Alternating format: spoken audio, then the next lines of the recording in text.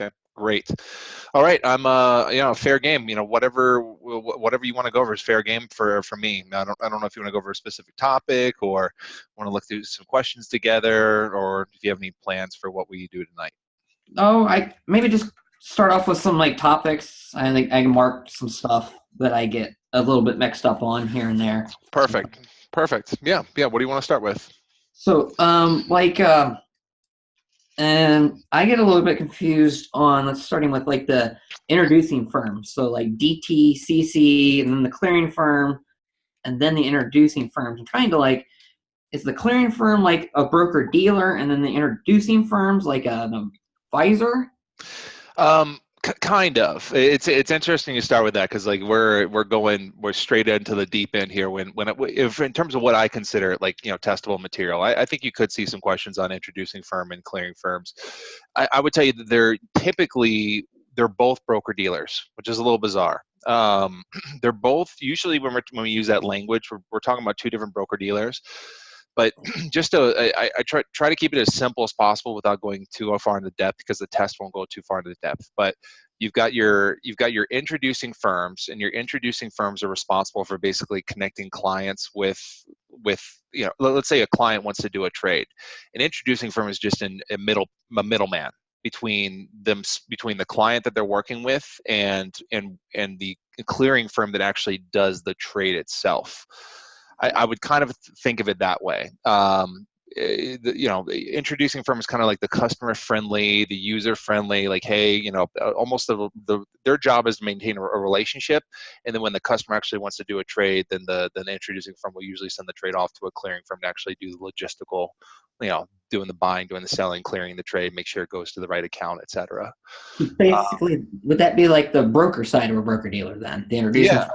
Exactly. They could be the broker side of they would 100% be the broker side. They're just connecting a buyer and a seller. And I'm glad you're recognizing that because that's a big thing for the exam. The understanding the difference between what a broker is and what a dealer is. It sounds like you get that, right? Yeah, the is the actual person that takes on the liability. They hold the securities in their own account. They do the buying and selling. They're the You got market it. maker.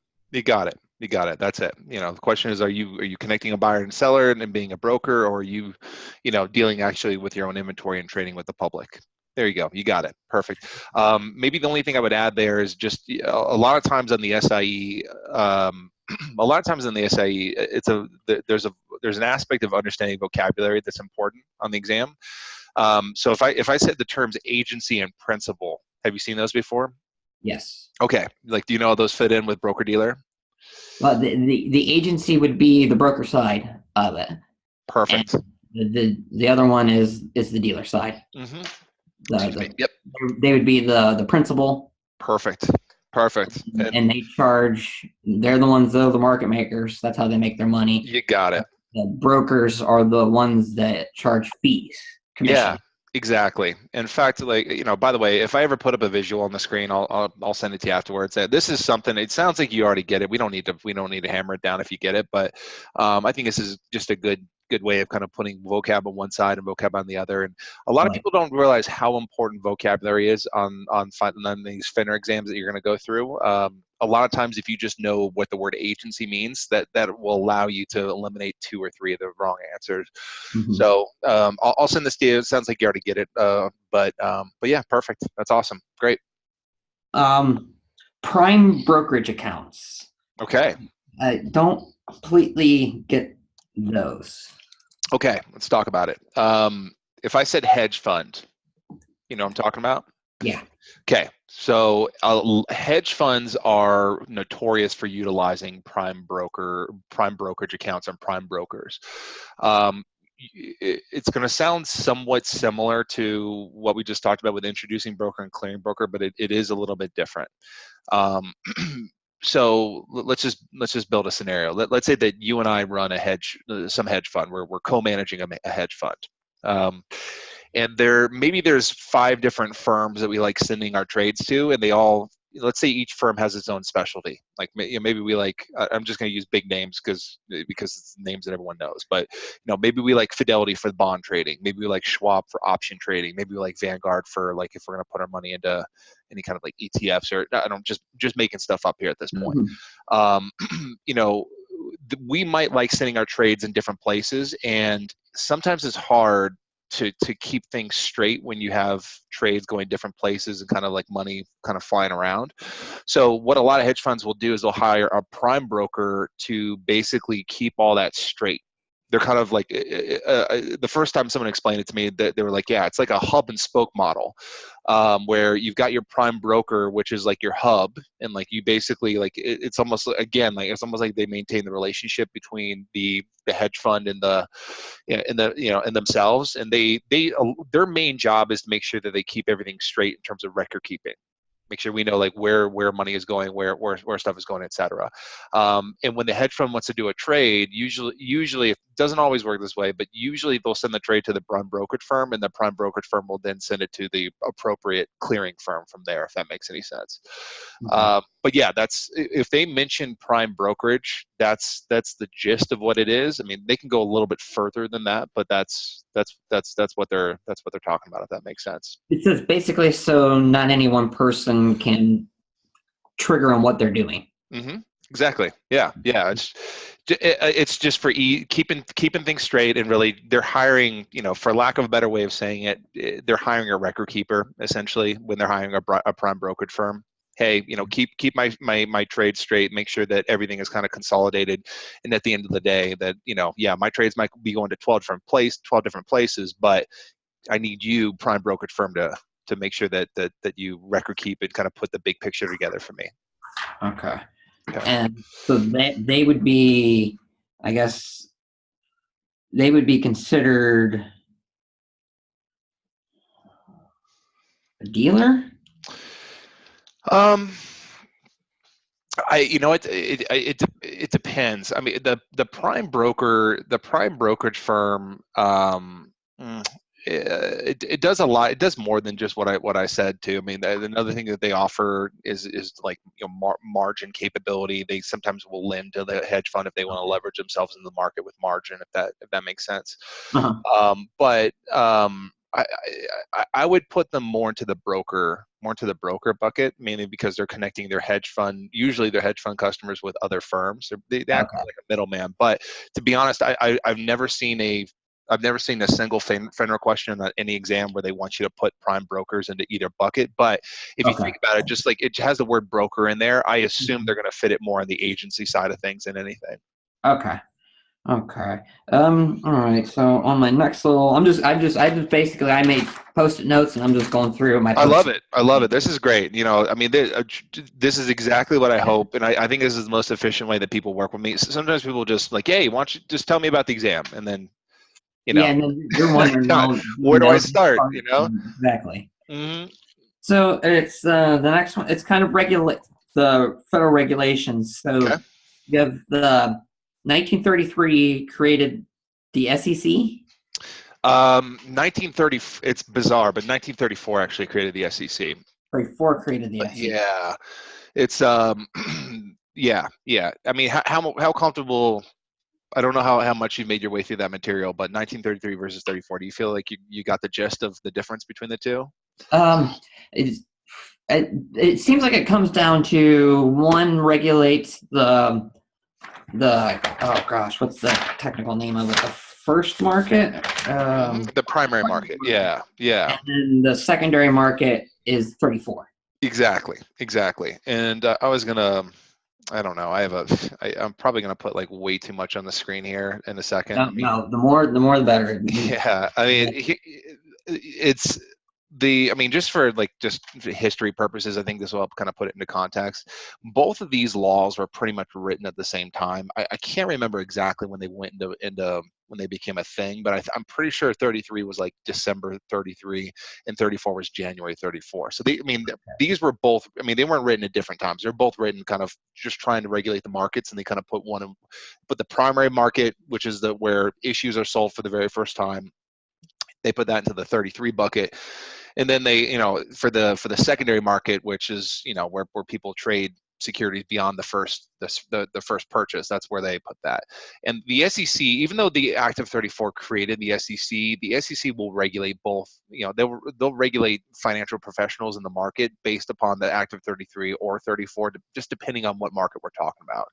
they very much care about the Active 33, and they regulate the Active 33, even though the Active 34 created them, if that makes any sense. Mhm. So I mean, I have a lot of stuff up here. I mean, some stuff like at the top right is a little silly, but for people that it sounds like you're more of a sophisticated type person that kind of gets the stuff. But I get it, and yeah, I don't. I love little things like that though, because yeah. that when trying to just memorize things, it makes it easier. Yeah, just something like that. Like, Active 33 is going to regulate the primary market, which is just, where things are sold for the first time to the public by issuers, and that could be a stock, that could be a bond, that could be a mutual fund. In fact, we might need to talk a little bit about how mutual funds fit into the primary market, which that's basically the only market they operate in, and we can talk more about that. But you sell as an issuer, you sell something to the public, and then the public will trade it from there. So that's where I'm getting that lawnmower reference up there. Hmm. That makes sense. Yeah. I mean, looking at what I have at the top left, the I'll just say this, and you tell me if you need me to elaborate on this. But the whole point of the Active 33, I think it's important to know. I'm going to go back to the history here in a second. I think it's important to know the history, and if you know the history, then you know why these rules were written. If you know the why behind the rule, like why it was written, I think it makes it a lot easier to answer the questions, right? Um, if you just think back to anything before the early 1930s, finance is nothing how it looks today, right? Like I can go on Google, I can go on Yahoo, I can find a ton of information pretty much on any security that I want to find out there today, and that just was not the case back in the early 1930s or before that. Right? I mean, just there was the markets were defined by a complete lack of information. Um, and I don't know. Interestingly enough, there were people out there. Joseph Kennedy, who was the first SEC chairman, and the reason why he was hired is because he was a crook. I was People, gonna say he's a uh, huge. yeah, he's a huge crook, right? One of the things he used to do, was a little bit more sophisticated than this, but he would basically just make up a fake company and sell shares in a fake company, and then when people started catching wind of what he was doing, he'd just pick up and move to the next city. I mean, that's the problem that you were faced with as an investor back in that time period. Is okay, if I'm buying this, is it actually legitimate? Like, what am I actually buying here? Is this a legitimate company that's actually is what it says it is? And just with with the lack of information, it was really hard to determine that. So the point of the Active 33, and if you were to ask me, how boil down the Active 33 into like one sentence, basically, it's all about providing the public with full and fair disclosure on what it is they're buying. Like, Okay. do I know what it is I'm buying? And that's why the Active 33 requires issuers that aren't exempt to go through a big registration process with the SEC, where they file a bunch of paperwork. The SEC is going to basically make sure they're disclosing a bunch of information to the public, and then that information is all usually wrapped up into a prospectus. Hmm. Now, I went through that very quickly, and I mean, let me know anything in there you want to talk further about, or dive deeper into, or does any questions about anything I just said? Kind of what you were going with.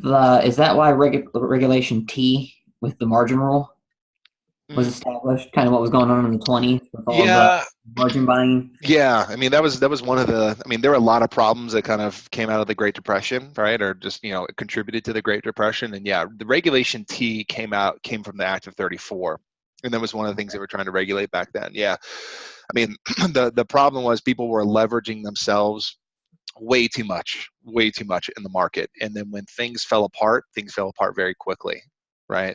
Hmm. And I can go. I mean, it sounds like it sounds like you're getting what I'm saying there. If that doesn't make sense, then let me know. Yeah. But yeah, the whole point, they put that into the Active 34 to make sure that there's some, you know. Some like guidelines to if you're going to be borrowing money to invest, that you're not doing too much of it, if that makes I sense. I guess while we're in the Active 33, I know I marked stuff about new issues. Yeah. Hmm. I guess it kind of falls in with that. It does. I mean, do you feel like you understand that, if let's say you and I start a company and become successful, and then we want to start selling stock in our company. I mean, it's we have one of two paths that we can go down. We could either somehow claim an exemption, which we can talk about. That's where all I think the weird thing that you'll find with FINRA exams is that a lot of times they want you to know the rules, but they especially want you to know the exceptions to the rule, and that's where that word exemption comes from, or exempt. So if we can somehow sell our security and claim an exemption, then that allows us to completely skip the registration process, which, to be honest, that's probably best for us as a company. That would be our goal if we could somehow pull it off. I mean, registration with the SEC, it's good that it provides the public with full, fair disclosure, but the problem is it's going to cost you a lot of time and a lot of money to fill out their paperwork. You got to hire accountants and lawyers to fill out the paperwork. You got to pay filing fees to the SEC when you file. I mean, I remember back in 2012 when I was working for Fidelity, and I was in the training department there, and I was training a few classes at the time. And Facebook was going through their IPO back in 2012, and we went deep into that, into just what's going on here, what's actually happening. Facebook, I think they paid a filing fee of close to $1 million just to file a piece of paperwork with the SEC to go to register. And that was just the beginning of their costs of actually going through the whole registration process. So if you can avoid it, you will. And that's why we talk so much about these exempt stuff at the very bottom. So the exempts are municipals, treasuries, basically anything bank issues like CDs and insurance. That would fall under like variable annuities too. Yeah, yes and no. I mean, because of the sub accounts. Yeah, I mean, here's the thing with bank. I always need to add. I should probably put an asterisk above both of these. For the most part, these products are maybe not so much banks, but definitely insurance companies. Their products are exempt mainly because they're just not they're not securities most of the time.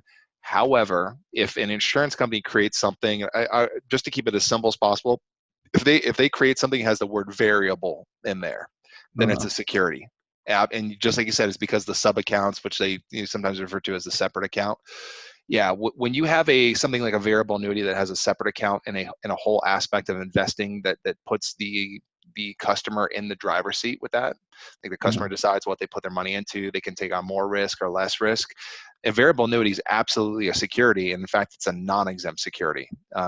Insurance companies have to go through the registration process to sell those to the public, but everything else they sell, life insurance. So like Jackson National Life, when they issue, like they brought out the perspective too, they had to register that product. If it was something that had the word variable in there, are you talking like a variable annuity, I assume? Yeah, a variable annuity.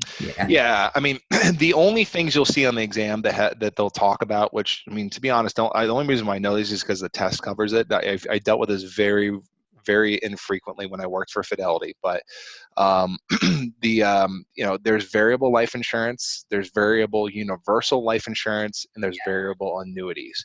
Those are the only three products you need to be aware of that insurance companies have to register. That's it. And all of them have that one thing in common. They have the word variable in there, right? So no fixed indexed annuities. Yeah. Fixed index annuities are exempt from registration. To be honest, they're not even considered securities. They're considered an insurance product. So, yeah. And what is commercial paper exactly? Commercial paper is short-term corporate debt. Short-term, I mean, I don't know if you've been through the, I mean, when I say 270 days here, it's that they usually will link that to commercial paper. That's almost always what they'll link it to. Yeah.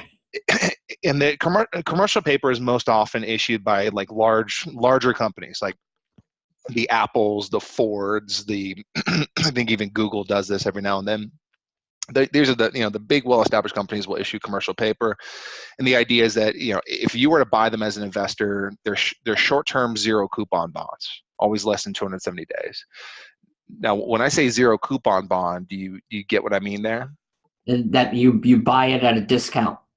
And it pays no coupon, and the only thing you make on it is the appreciation. Perfect. The price. Yeah, perfect. It's like the corporate version of a T-bill is basically what it is, a treasury, if that makes sense. But yeah, I mean, one of the things they wrote in the Act of 33, they said, hey, if a corporation is issuing a bond-like thing that has 270 days or less until maturity, we will say it doesn't need to be registered with us. So commercial paper is just that, just any kind of corporate security that's issued that's going to mature within 270 days. And it's usually used for things like funding, like your payroll or short-term corporate stuff you might need to pay for. I don't think they're going to ask you what you need to use it for, but just short-term zero coupon corporate debt is what I think there. I'm just kind of looking through here. Rule 147. Mm-hmm. So the company needs to be. I'm in Ohio. The company is based in Ohio. If they issue stock, they can avoid federal registration if it's only sold to people inside of the state of Ohio. Yes. That's to be honest, 147 is one of those things that you probably will not see in the SIE. It's testable for sure. It's in their content outline, but it's something that you will most likely see on the 7. And but it's something I figured I would see, so it's kind of just trying. You're going to see in one of the 3 exams that you take. It could potentially be tested in all 3, but the Rule 147 is just a lot of people look when they read it, they think it means you're just completely exempt from registration, but it's not. It's just federal registration. And what I always tell people that it's no different than if you rob a bank in terms of who's coming after you. If you rob a bank in Ohio and then go home and hide in your house, like the state police are coming after you. Yeah. But if you go and rob a bank and then fly over here to Denver and hide in my basement, then the FBI is coming after you. So it's the federal government is only going to care if it crosses state lines, is what I'm trying to say. Yeah. So that's the whole point of Rule 147. I don't think they're going to go too far in the depth here, but I mean, pretty much everything that you do has to be within one state. There's this what I'm about to say here is very unlikely to show up in the SIE, but you might see this on the 7. There's this 80% rule that applies to your business, and what that 80% rule applies to is that basically 80% of your business has to be in that state, and they define that as 80% of your revenue has to come from that state, 80% of your assets have to be in that state, 80% of the proceeds you use from this offering that we're about to talk about here has to be used in that state. And then on top of that, you can only sell to residents of that state, period. And as long as you do that, you're fine. Now, if you do see a 147 question on the exam, I do think it's going to be about the 6-month holding period. They usually look at it from the lens of the investor. So if you were to buy some kind of 147 offering, like stock from some intrastate company, you would have to hold on to that for 6 months if you're going to be selling it outside of the state. You can resell it immediately to another Ohio resident, no problem. But you'd have to wait 6 months to sell it to anyone outside of Ohio. Okay, so if I could buy it from another resident of Ohio, we could exchange it as much as we want. But if I was to sell it to you because you're in Colorado, I have to wait 6 months from when I bought it. Yep, 6 months from when you bought it, and then it's fair game. Then you can sell it to me, no problem. Okay, it's kind of like. That they have that 6-month thing, restricted stock. It's same thing. In fact, I was going to say there's a part 2 to this. Give me 1 second. I'll bring this up. I mean, before we move on to the part 2, and I think I have the 144 stuff on part 2. I don't have it on part 2, but hang on, I can bring up something else here.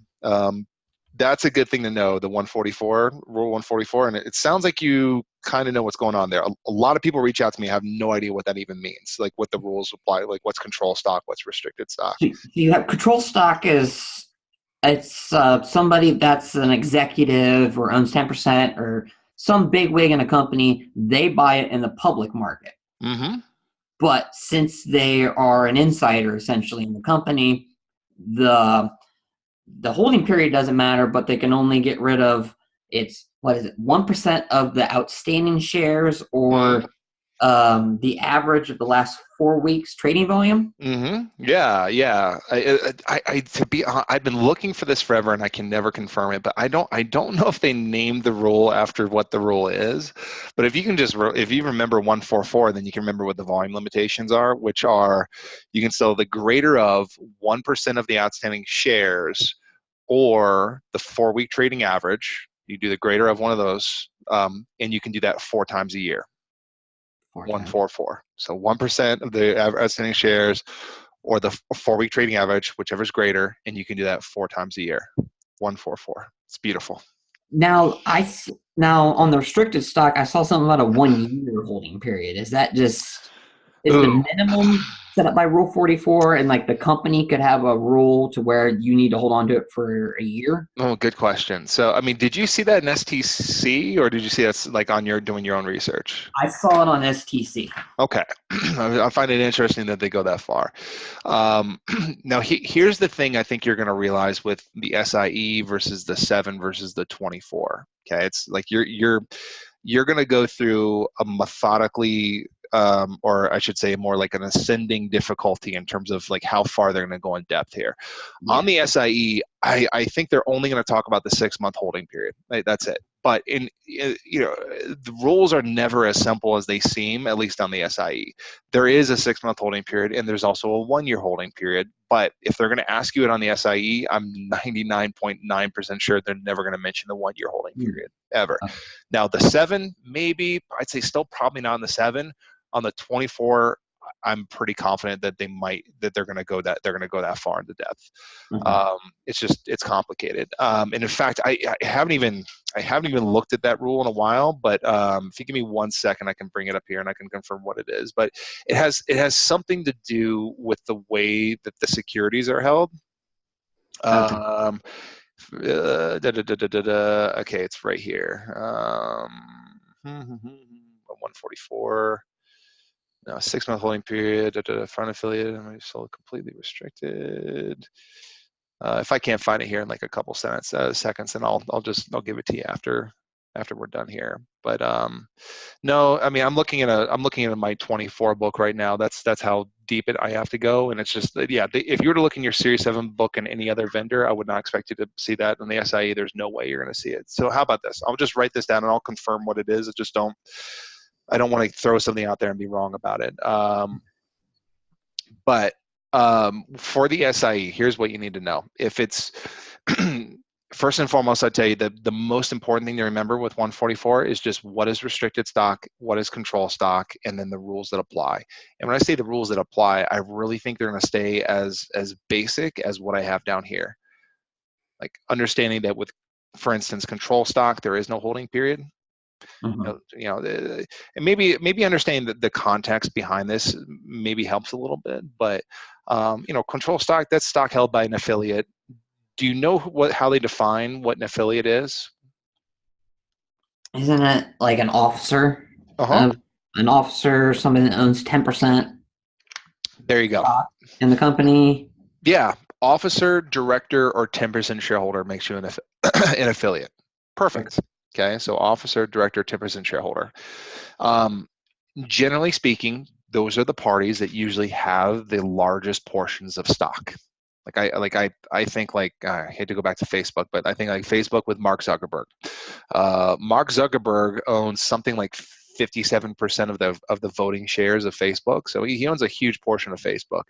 And if he had like a bad night, Zuckerberg's kind of he's a peculiar guy sometimes, but if he had like a bad night and just decided to kind of like get rid of Facebook and wash himself clean of Facebook, if this rule wasn't in place, and he could literally go to the market and sell all his shares all at once. And that would, if you just think about what that would do to the Facebook shareholders, that would destroy them, right? It's like that's like being a lawnmower manufacturer and going to Home Depot and say, hey, here's 10,000 lawnmowers, sell them today. I don't care what you have to do, right? Like, the only way they're going to do it is by dropping the price significantly. So control stock, they're not going to be terribly concerned about a holding period. I'll talk about a holding period and why that's in place here in a second, but they are concerned about volume limitations. They don't want their insiders selling huge chunks all at once. Now restricted stock, and this is the 6-month holding period. I always call it it's a taking time bomb rule is what it is. Restricted stock is stock that's held by anyone. Technically, it can be held by anyone, but it's stock that's not registered with the SEC. And I don't know if I think this might be a good conversation to have. Do you know how people would get a hold of stock that's not registered with the SEC? Private placement? Perfect. You're on top of the ball. Awesome. Private placement. I understand private placement, but that's Regulation D? That's Regulation D. That's the number one way how people get a hold of unrestricted stock, for sure. That's it. I think about like Lyft, for instance. That's about to be in there. I think we have an IPO on Friday with Lyft, right? Lyft has been doing private placements for the last several years. They call up, they have a network of millionaires, billionaires, and institutions that they call up and say, hey, we're looking to sell some stock. They sell the stock to them, and that's how they raise capital. That's how they raise money to do that. You know, the ticking time bomb thing that I'm referring to is just the fact that, you know, hey, there's not a lot of information on this stock, on this investment out there. So what the SEC is trying to do with the 6-month holding period is give like time to breathe. Like, you know, if there's something bizarre with this company or something weird going on or something fraudulent going on, it'll probably come out. We need time for it to come out. And that's why anytime restricted stock is involved with anything, they're always going to make you hold it fully paid for 6 months. So, Okay, so the unregistered, that's exempt 233. yes, yeah. I mean, that would be the only way that you could grab up stock that's not registered with the SEC is through some kind of exemption. And here's the thing with stock, like stock, it's always going to be an exempt transaction of some form. Stock by itself is never exempt. Like, it's not like we'll say like government bonds are exempt, for instance. Those are always, doesn't matter what the situation, those are exempt. But stock by itself, there's not an exemption there. So the only way you can claim an exemption on stock is by the way you're selling it. For the test, all you really need to be aware of is there's three the exempt transactions, which are the ones that I had listed on the page before. This one right here. Regulation A, Rule 147, and Regulation D. Those are the 3 ways that you can sell something and avoid SEC registration. Mm-hmm. I think if you're going to get a question on any one of these, it's going to be Regulation D. That I'm pretty confident you're going to see at least one question on Regulation D on your SIE, and then, you know, question mark as to whether or not you see Regulation A or 147. Okay. Yeah, Regulation D, I'm not 100% on it. Okay. Well, I mean, let's look at it real quick, and I'll have to go to my part 2 real quick. My part 2 of this just kind of carries over. Give me 1 second. All right.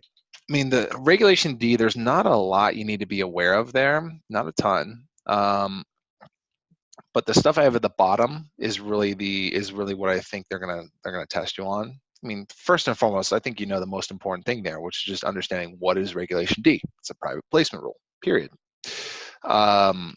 You know, you're selling, you know, a lot of people struggle with just that term, like what it means. It's just, you're selling to a small audience of people. You're avoiding the public, the general public, I should say. In the rule, here are the rules that you need to be aware of for the exam. And this is the same thing here as you'll see with like 7 and 24 in terms of increasing difficulty. When you get to the 24, they're going to ask you on the ins and outs of these rules, and they're going to go into the sub rules. It's going to get crazy. But for the SIE, basics. The SIE wants you to know that you can sell, you can do a private placement. So let's say, I don't know, let's go to Uber. Uber does a lot of this. The other company, the other car sharing company. Uber does a lot of private placements. So when Uber wants to sell their stock to a small group of people, which allows them to avoid registration with the SEC, they can sell it to an unlimited number of accredited investors. Mm-hmm. And while, like, you'll see that if we talk about this when you get to the 24, we're gonna have to go in the ins and outs here. But just the basics for the SIE. These are really what you need to know.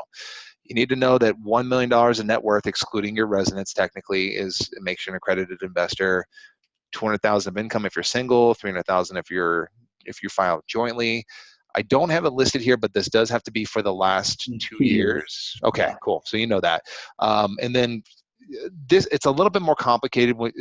I would never make it this basic when you take the 24, but on the SIE, if you just, I'd make it simple. Institutions are going to be considered accredited investors.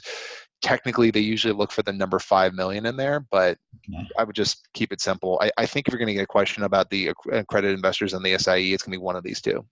Okay. And then I think this is the other one too that I think is real testable. You could sell it to some smaller investors, some small retail investors that don't meet the accredited investors requirements, but you can't sell it to any more than 35. No more than 35 non-accredited investors. Okay. So once you hit 30. Mm-hmm. You there, Scott? Scott, can you hear me? Hey, Scott, if you can hear me, I think you went blank there for a second.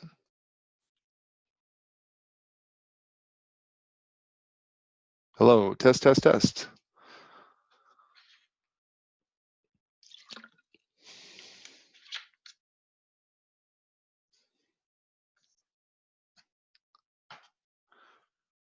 Scott, hello.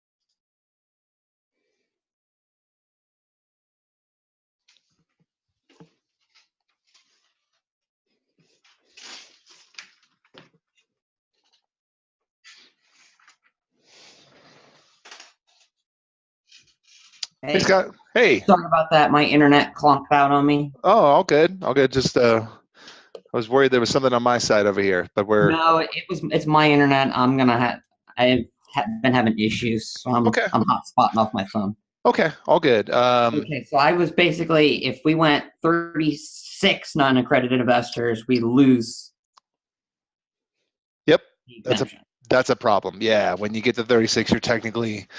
Well, I mean, the SEC gets pretty wild. I mean, real world, which you might see this on the 24, they get pretty crazy about that. What they'll do if you sell it to one extra person you're not supposed to, they completely remove the exemption and they'll make you register your stuff with them, or they'll slap you with a huge fine, one or the other. So, yeah, they take it pretty seriously. But yeah, um, those are your exempt transactions you need to be aware of when you come across the Act of 33. Okay, so I guess on more of so SROs, those are underneath the SEC. Yeah, yeah. Let me give you an analogy. It's silly, but you said you like the silly one, so I'll give it to you. Uh, I mean, if you think about the term SRO, self-regulatory organization, these are organizations that have been given regulatory authority that by themselves they would not have it. Like FINRA is an example one. If a lot of people, I don't think people realize this, but FINRA is a private corporation. It's like literally like a private corporation without it being designated power by the SEC or by the government. Then they would have no power to do what they're doing. But they do. They've got power because they've been granted power, and they regulate the financial field in some form or fashion. So I mean, here's the analogy I was going to give you. It's kind of like I don't know if you, when you were a kid, if you had any brothers or sister, if this was a case with you, but I was the oldest, and I had a younger brother, and when my parents left town for like a day or two when we were like teenagers, they would always put me in charge. I was like the de facto parent when they left. My parents were like the SEC, and I was kind of like FINRA, if that makes any sense. Like Yeah. the SEC handles the big important things, and they handle things like insider trading, making sure that issuers are registering their stock and certain parties are registering with them, et cetera. And FINRA handles more of the low level stuff, more like I'm sure you know that when your U4 is filed, that goes off to FINRA. FINRA is kind of the gatekeepers when they determine who's going to be working in the financial field and who's not. I just did that today, actually. Yeah, My yeah. So send off to FINRA, and they'll run a background check on you, make sure that there's nothing there that shouldn't be there, and just that's it. And eventually they'll let you in. So yeah, that's it. But FINRA is an SRO. The MSRB is also considered an SRO.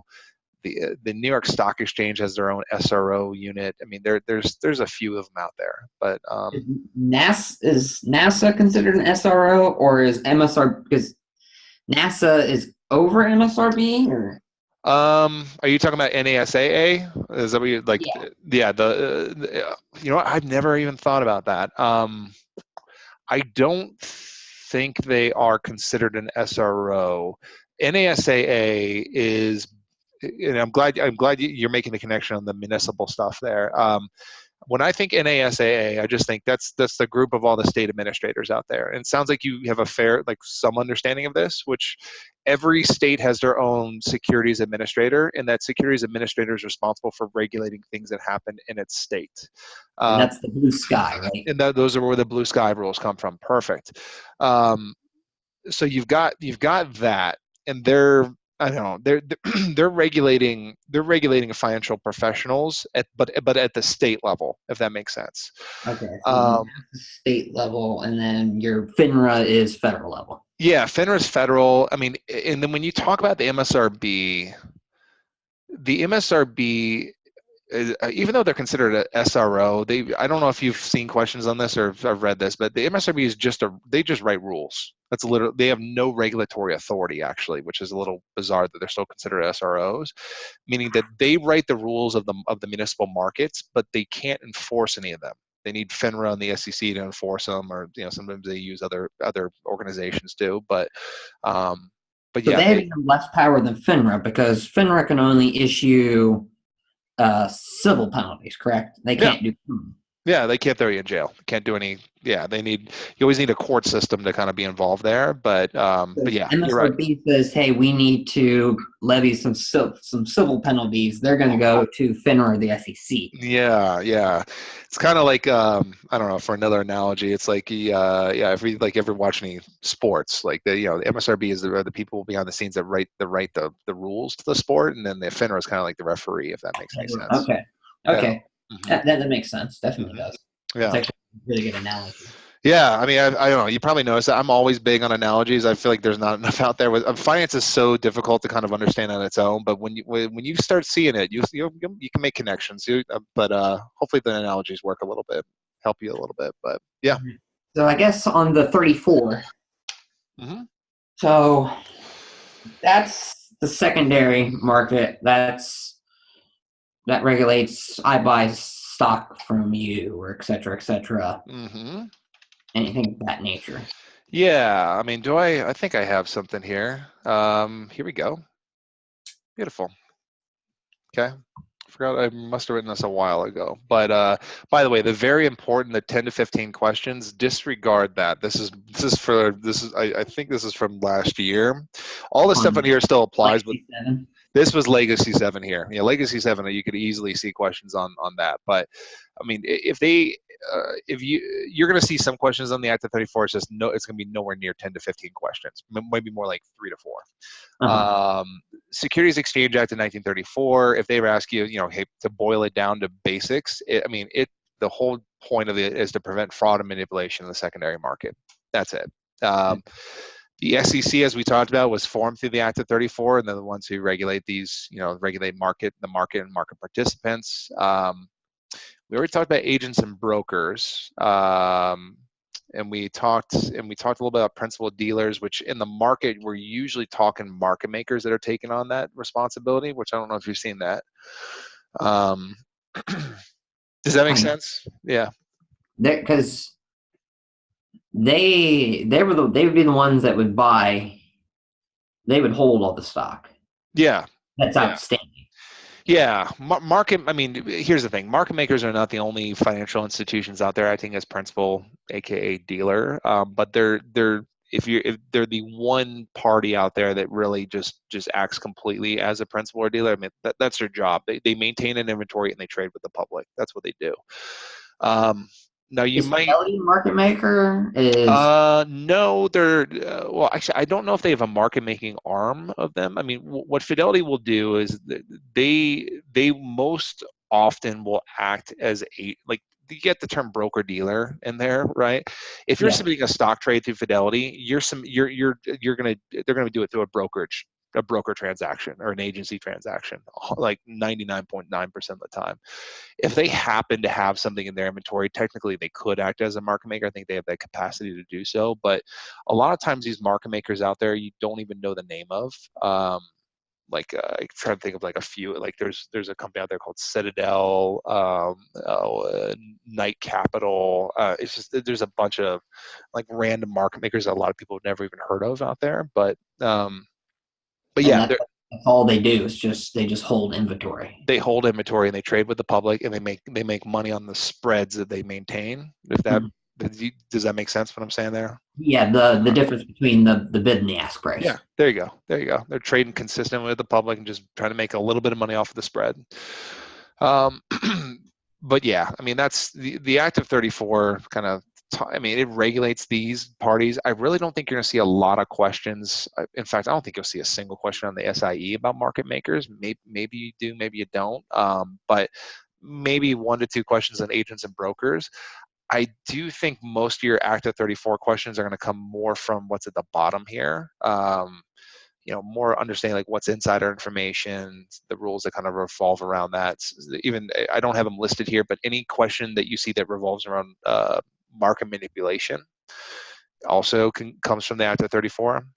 Like you may have seen something on like painting the tape or like wash trading, stuff like that. I mean, we can talk about that if you want to, but anything that deals with manipulation in the secondary market is going to come from the Act of 34, and that's where I think you're going to see questions. Front running. Yeah.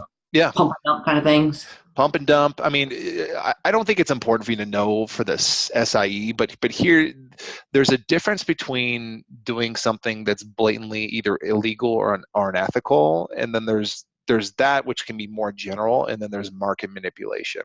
Like for it to be true market manipulation, what we're talking is you're doing something that's manipulating prices in the market in an unnatural way.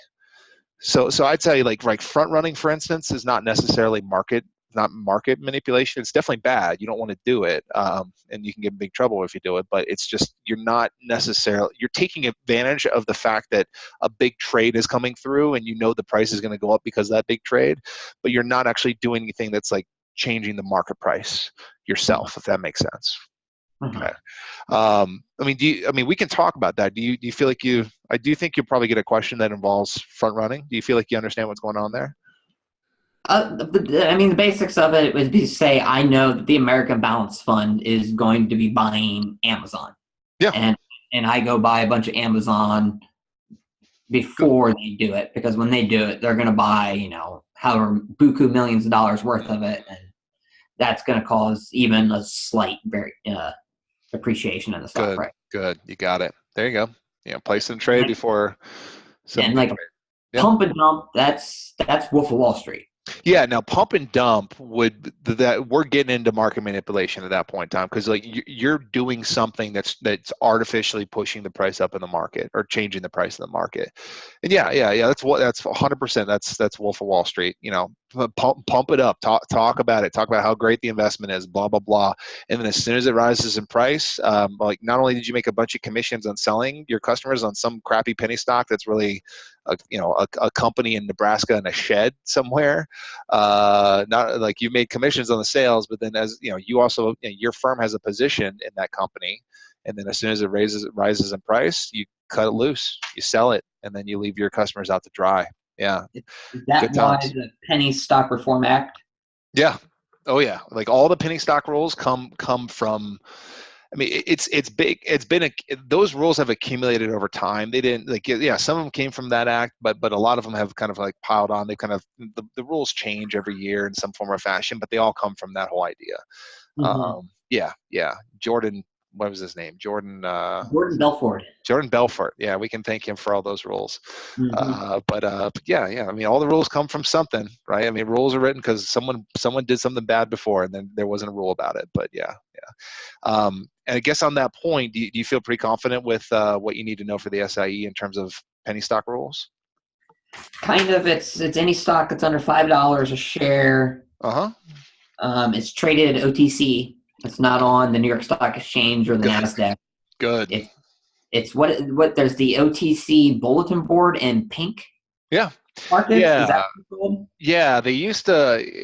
I think they're gonna say like OTC pink markets. I think that's what they're calling them today.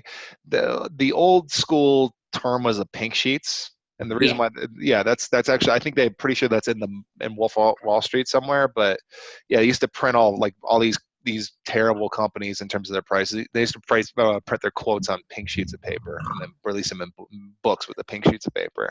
So yeah, they used to call them pink sheets, but they're now called OTC pink markets, I'm pretty sure. Just look for the word pink. The word pink is in there. You know what you're talking about. You're talking about a market that trades stocks that are not highly reputable. Uh-huh. Yeah.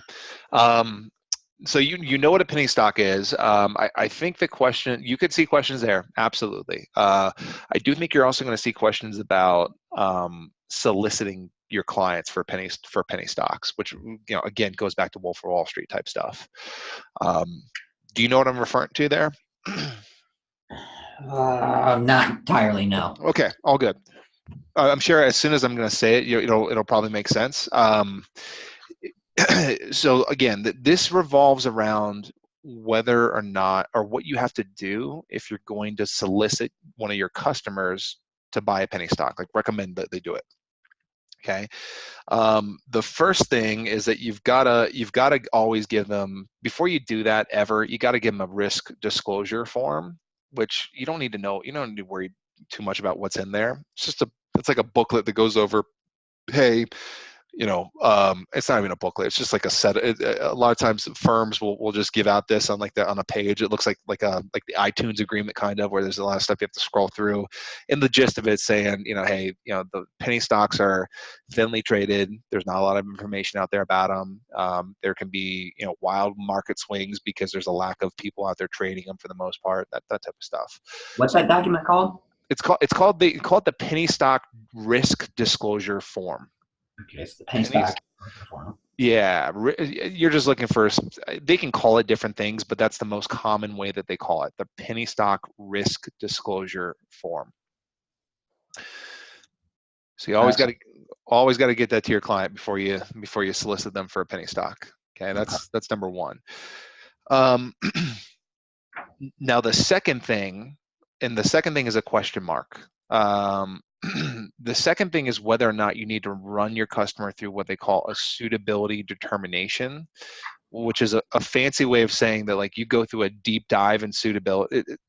If I say suitability, you know what I'm talking about? Does that make sense? Like what suitability is? Yeah, you got to make sure that they have enough assets, et cetera, to take on the risk. Yeah. So if I don't know, I'm sure you've opened a fair amount of brokerage accounts, or you may have even had to do this for for JP Morgan.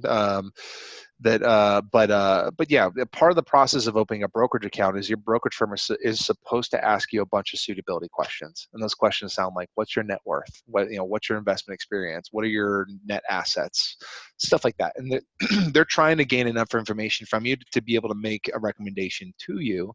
And the thing is, if your firm doesn't know who you are and what your financial situation is, how can they make those recommendations to you? Right? So just to make any recommendation, period, you got to go through a suitability determination. But with penny stocks, you do a deeper dive. You don't need to worry specifically about what you need to do. They're never going to go into the specifics on the SIE or even the 7, or not even the 24. So none of the exams you're taking, I don't think they're going to go into specifics. But you're going to go into it. You're going to do a deeper dive into that, and part of that is going to require you to explain to the customer why you think the penny stock is good for them.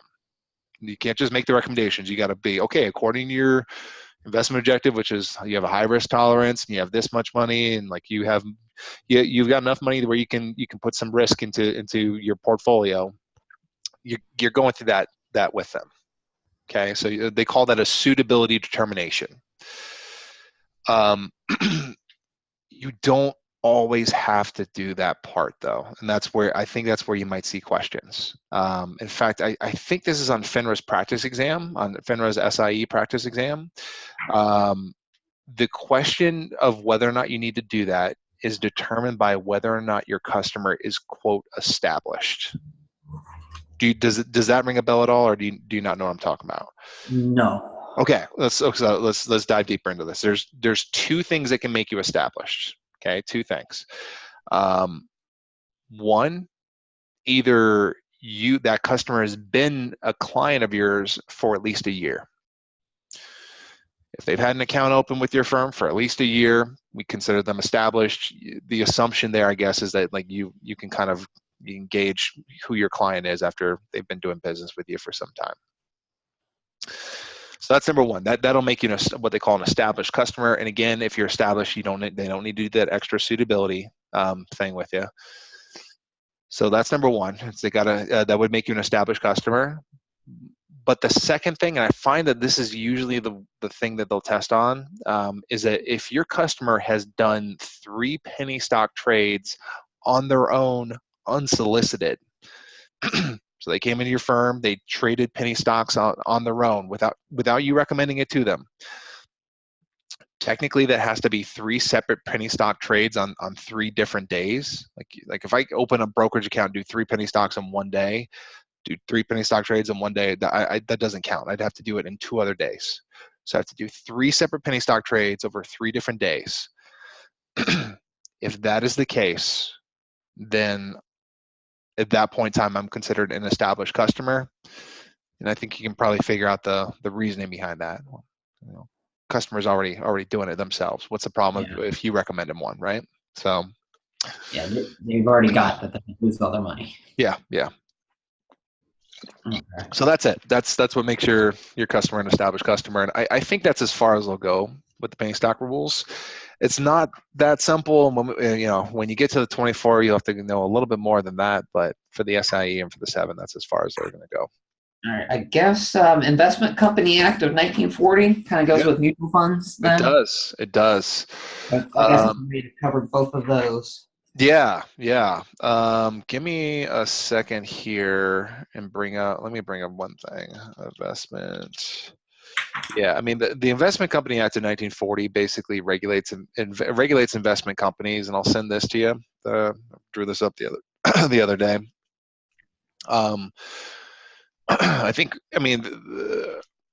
Just the term investment company, one thing you'll find in common with everything we're going to talk about here is that these are all institutions that take your money and then they will somehow manage an aspect of your money. I know when we talked, you mentioned that you saw a mutual fund video, and it sounded like you understood mutual funds or had experience with mutual funds before. And that's your best example of an investment company, right? Which they call those open-end management companies. Yeah, I have a lot of experience, except for not a ton with A, B, or C shares. We offered institutional shares and everything that we had. Mm-hmm.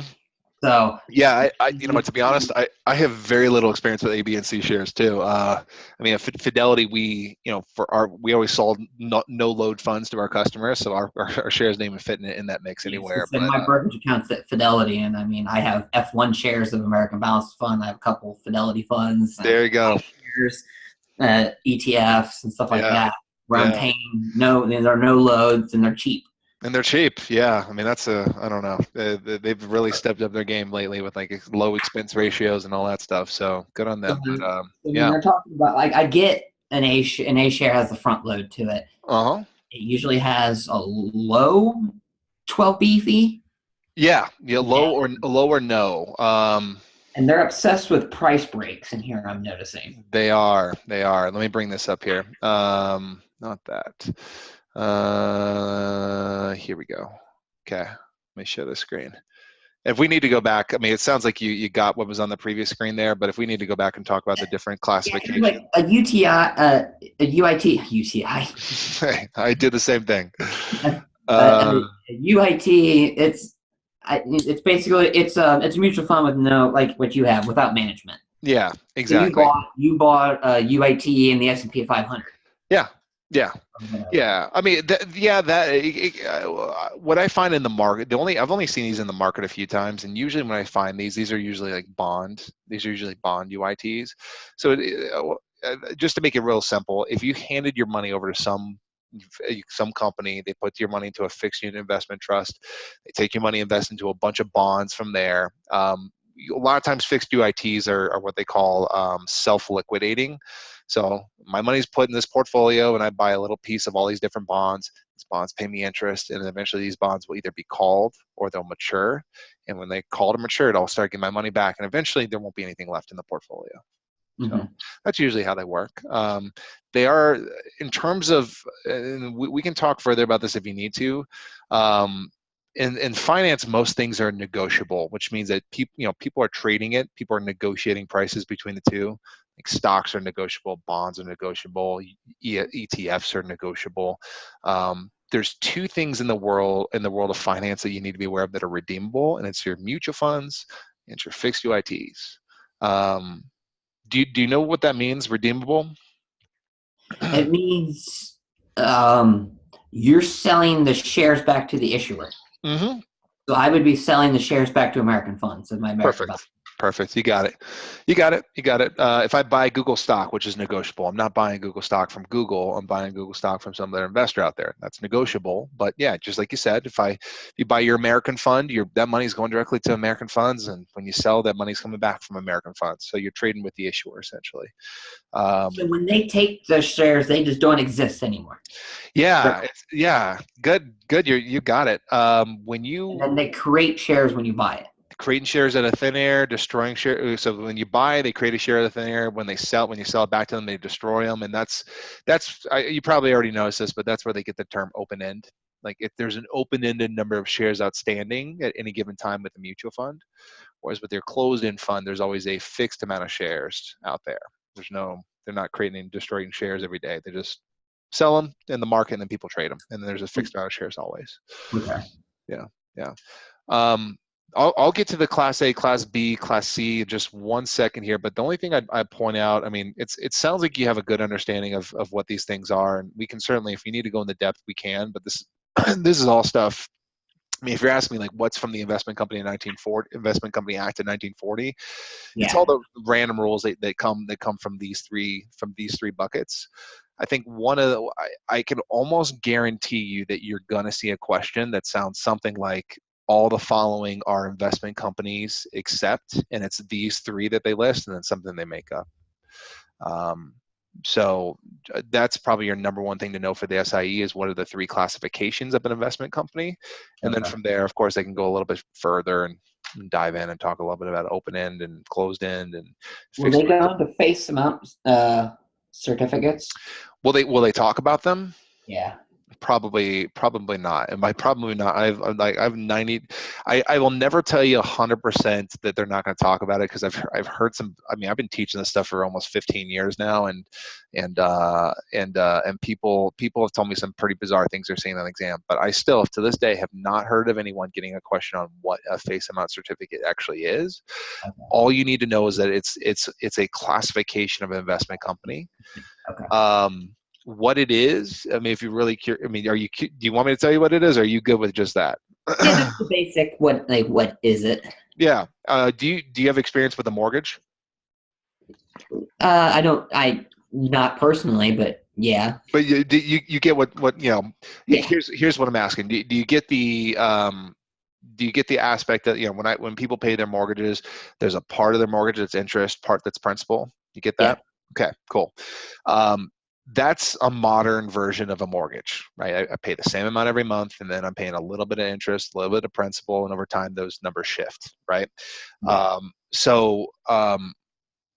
Back before mortgages were modernized, and to be honest, I don't remember when exactly this was. I think we're talking mid 1900s.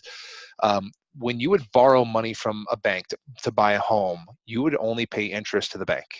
That's it. So let's say you borrow $300,000 to buy a house. Okay, you're paying interest only to the bank, interest only at the bank, interest only. And then at the end of your 30 years, or at the end of your mortgage, whenever that is, you're required to pay back the bank all that principal. Like it would be on you to basically build up that principal over time. And people are not good at saving, right? For the most part, people are pretty terrible at saving.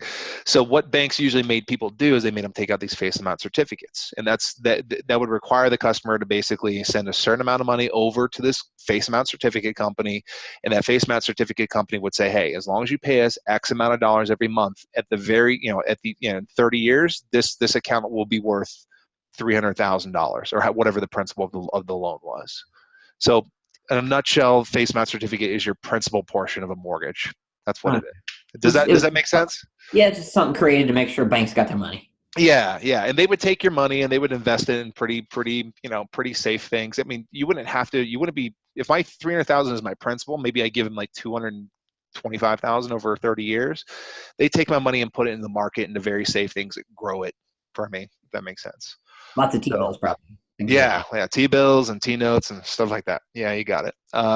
So yeah, that's your face amount certificate there. Don't think, I mean, if you ever see a question on it, let me know. I'm still searching for one. I haven't seen a single question on what it is, but it's very important to understand that it's an investment company. Okay. I guess the only other thing we haven't mentioned here is just the participating UIT, which essentially that when you put your money into a variable annuity and you're investing into a variable annuity in your separate account, a lot of people think those are just mutual funds in there, which I mean, they technically are basically the same. They're basically the same thing as a mutual fund, but the things you invest in your separate account are really what we call participating unit investment trusts, which are just like a fancy way of saying like it's a portfolio of securities that you put your money into and then it grows over time. It could be stocks, it could be bonds, whatever. It's very similar to a mutual fund, just structured a little bit differently. Okay. Okay. But yeah, those are your investment companies, and then the kind of the sub classifications of investment companies are these four that I'm just circled there. So, all right, cool. Before I move on from this and go over the share classes, any questions about these? Closed end, I mean, it could be the exact same thing as it's just how they're traded, open versus Yes. closed. That's the only difference is one's traded in the open market, one's traded in the secondary market, one comes from the primary market. Exactly. I really don't think you're going to see on the 7. I think they're going to go further in the depth in terms of how these are traded, but the but on the SIE, as long as you understand that they're basically like mutual funds, but they trade like stock, basically, I think that's fine. I mean, maybe to give you a little bit of a preview, like if I mention the term NAV or net asset value, do you get what that is? Yeah, that's the assets over outstanding shares. Yeah, right. And like let's just say you buy some like American fund out there, and let's say its net asset value is $10, right? Um, for a mutual fund, the NAV is the cheapest you could ever buy the fund for, Mm-hmm. right? You can never pay less than that. Now, a lot of times, like at least on the test, if we're talking about a fund that has a sales charge associated with it, you're going to pop, right? Which is essentially your NAV plus a sales charge, right? So, I mean, if you think about it there, just the cheapest that you could ever buy a open-end fund for is the net asset value, and that's assuming that there's no sales charge. If there is a sales charge, you're paying the pop, right? Um, if we think about what, I mean, you mentioned what net asset value is. It's basically the value of the portfolio of securities on a per share basis. Okay, so just to make it real simple, if that fund if there's $100 worth of stuff in the fund and there's 10 shares outstanding, NAV is $10, right? Nothing crazy. Just in real world, there's much bigger numbers than that. Now, with a closed-end fund, the reason why I bring up NAV is because closed-end funds will have a NAV as well. They will have a net asset value. But I always tell people, I mean, another analogy, it's very much like looking up your car in Kelley Blue Book, right? If I look at my car in Kelley Blue Book, I have a terrible Honda Accord that's fallen apart. It's got almost 200,000 miles on it. Kelley Blue Book tells me it's worth 1,500, maybe. I'm looking to get rid of it. Now, does that mean I'm going to sell it for 1,500? No, Yeah. right? If I take it to a dealership, they'll buy it from me for what, like 500 if I'm lucky. If I try to sell it in the open market, maybe if I'm a good salesperson, maybe I can sell it for 2,000. Maybe I'll sell it for 1,000. I don't know. The closed-end funds work the same way, where the net asset value is just a guiding number. It's saying, hey, this portfolio is worth $10 per share. However, the market price, because the market price is it, and there's supply and demand involved here, market price could be anything. It could be $9, it could be $10, it could be $11, it could be $12. It just depends on what the demand for the shares are. If they're going to go in the depth on a closed-end fund, it's almost always that they want you to be aware of. Okay. Okay, and in the testable question that I find that most people see if they're going to see this, and this is probably more of a Series 7 question than SIE, is they would ask between the two here. They'll give you a situation. Customer buys a fund, and they won't tell you what type of fund, but customer buys a fund at a price that's lower than its net asset value. What type of fund must it be? And that's where you just have to know, okay, it's got to be a closed-end fund. Does that Yeah, claim? yeah. Okay, cool. Um, any questions about that? No. Okay, okay. So let me screenshot that, and then something's wrong with my system here. So I'm gonna have to stop sharing. Then we have to reshare. Let me reshare the share classes here. Perfect. Okay. I think I drew this up a while ago, but I think this is a good way of putting together everything you need to know about Class A, Class B, Class C. I mean, technically, there's a few things on the periphery that I don't have listed here that you might need to know, but this is like 95% of the stuff they might test you on. So, I mean, if we're talking about, I'll just kind of, I'll let you decide what we talk about. But yeah, I think where we left off before we jump back to the investment company stuff is just understanding that you mentioned that that Class A shares have little or no 12B1 fees, low or no 12B1 fees, and it sounded like you understood what those were. Does it make sense what a 12B1 fee is? Yeah, I've always looked at it as it's basically your marketing fee. Mm-hmm. Yeah, these a lot of times these funds have fixed fees.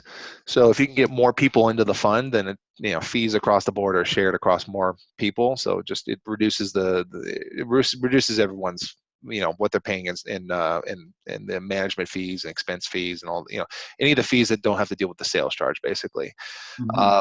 It is an annual fee that's assessed to current shareholders and then it's used to market to new shareholders. And it sounds like you know this, but maximum 12B1 fee is 0.75%. Do you know there's a rule that pertains to 0.25%? Do you know what I'm talking about? Not entirely. It you said 0.25. It rang a bell, but not. Okay.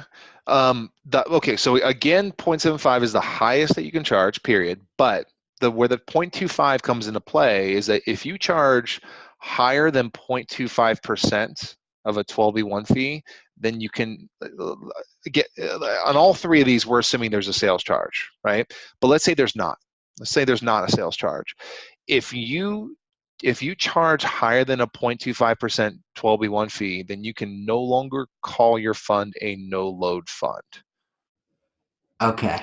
That's why, like, if you ever find a no-load fund that happens to have a 12B1 fee, it will never be above 0.25%. In fact, it's most likely going to be exactly 0.25% because they know that if they charge anything higher than that for a 12B1 fee, they can no longer market themselves as a no-load fund or a no sales charge fund, if that makes sense.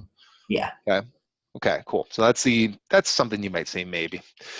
And then it sounded like you had some question. Or I don't know if you had a question or if you're just talking about it, but the breakpoints. How do you feel with breakpoints? Pretty decent. I dealt with them in the real world when dealing with 529 plans Mm-hmm. and I'd things say. and things of that nature. Mm-hmm.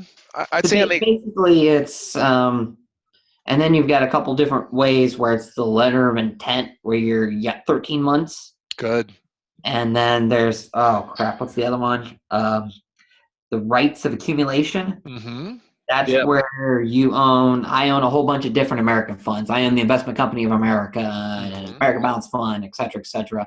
And because I own all of those, I can get the break points and I can trade into possibly with no sales charge even. Yeah, I mean you're right. You're right. You're accumulating all that, and I'll give you. There's another angle of it too that might mention with it.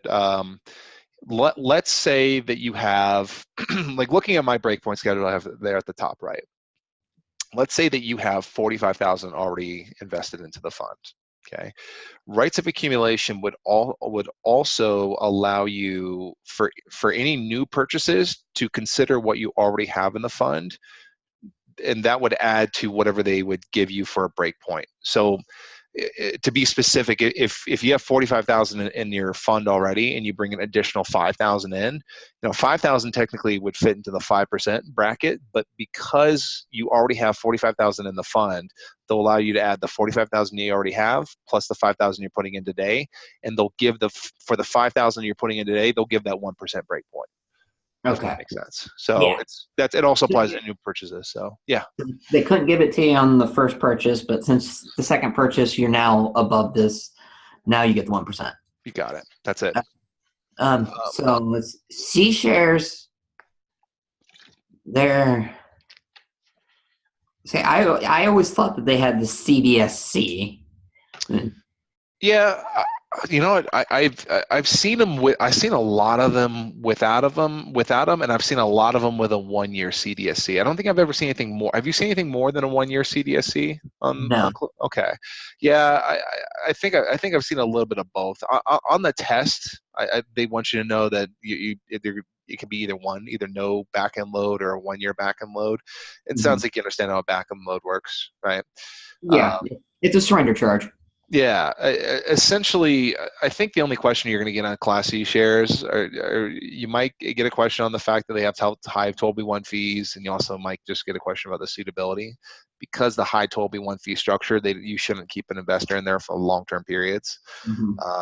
That's that's kind of what they want you to know there. If that makes And sense. then B shares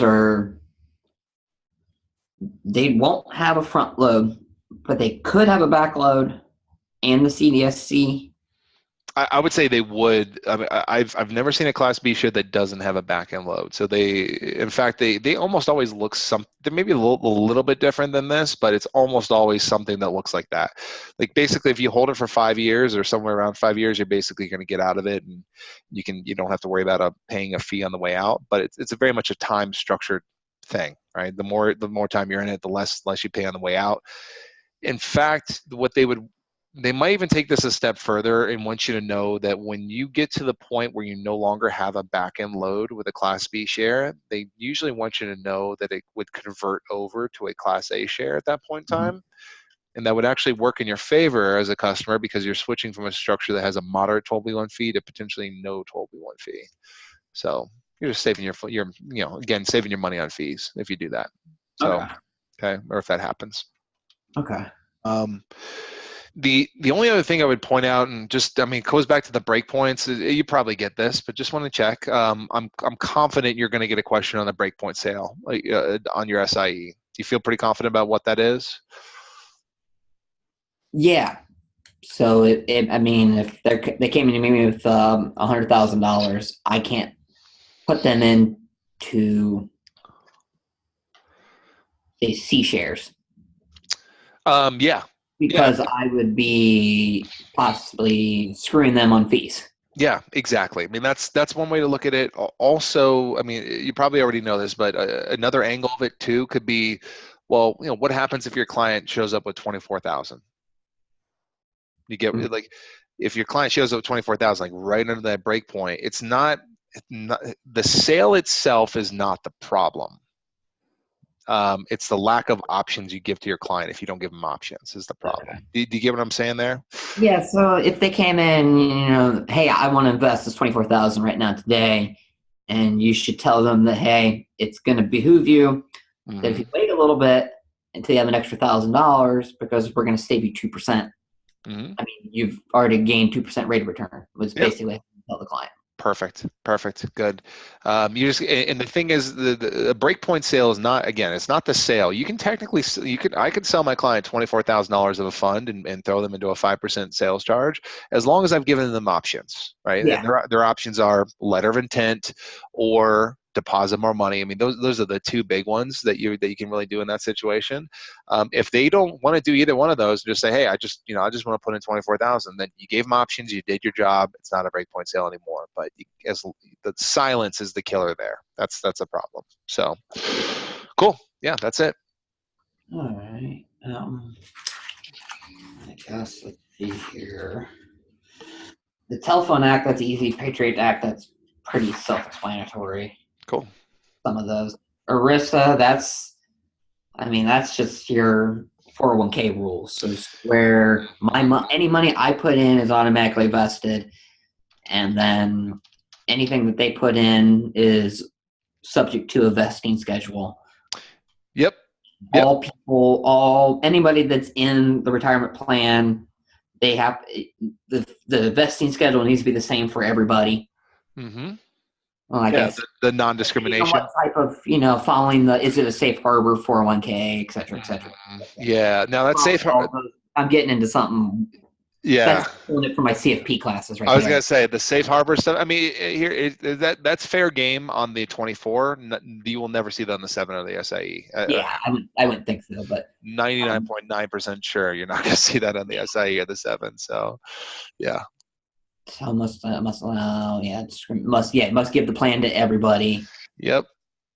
et cetera, et cetera. It should really say non-discrimination there, but yeah, it's I think they might make a big deal of just understanding that in order for you to offer a qualified type of a plan to your employees, it has to be ERISA governed. It has to be approved by the IRS. If it's a non-qualified plan that doesn't come with the tax benefits that a qualified plan comes with, then you can, at that point in time, you can discriminate. And if you want to give it just to your officers and directors, you're fine. You can do that. But yeah, I mean that's kind of what they would want you to know there. But sounds like you already have a pretty good idea of it. Yeah, Yeah. not that. Um, Statutory, kind of just going to Mm-hmm. the voting on shares. Yeah. So Statutory versus cumulative. yeah, Yep. so with like statutory, there's 3 issues, but there's 5 people that we're voting for. I have Mm-hmm. to I own 100 shares, so my 100 votes has to go to 3. So 100 votes for one person, 100 votes for another person, and 100 votes for another person. Yeah. I have to, for each one of those seats, I have to vote. Yeah, yeah, and your way of voting is either you can give them anywhere between 0 and 100 votes. If you really like them, you give them 100. If you kind of love them, you give them 50. If you hate them, you give them 0. Yeah, that's basically how statutory works. Yeah. Uh-huh. And cumulative is where I can give all of them to one person. Yeah. Yep. I don't have to, and it's still either way, you're going to have the same amount of votes. It's going to Exactly. be based on your shares times the number of seats open Exactly. or or whatever it is. Yeah, how can you cut them up? How can you distribute them? And the big thing they want you to know there is typically that cumulative. I was going to ask you a question, but I just gave it away. But cumulative is more beneficial for the small shareholder. Uh-huh. Yeah, that's probably your most testable question on that, at least when it comes to the SIE. Okay. Yeah, just understand. Yeah. I'm just reading through here.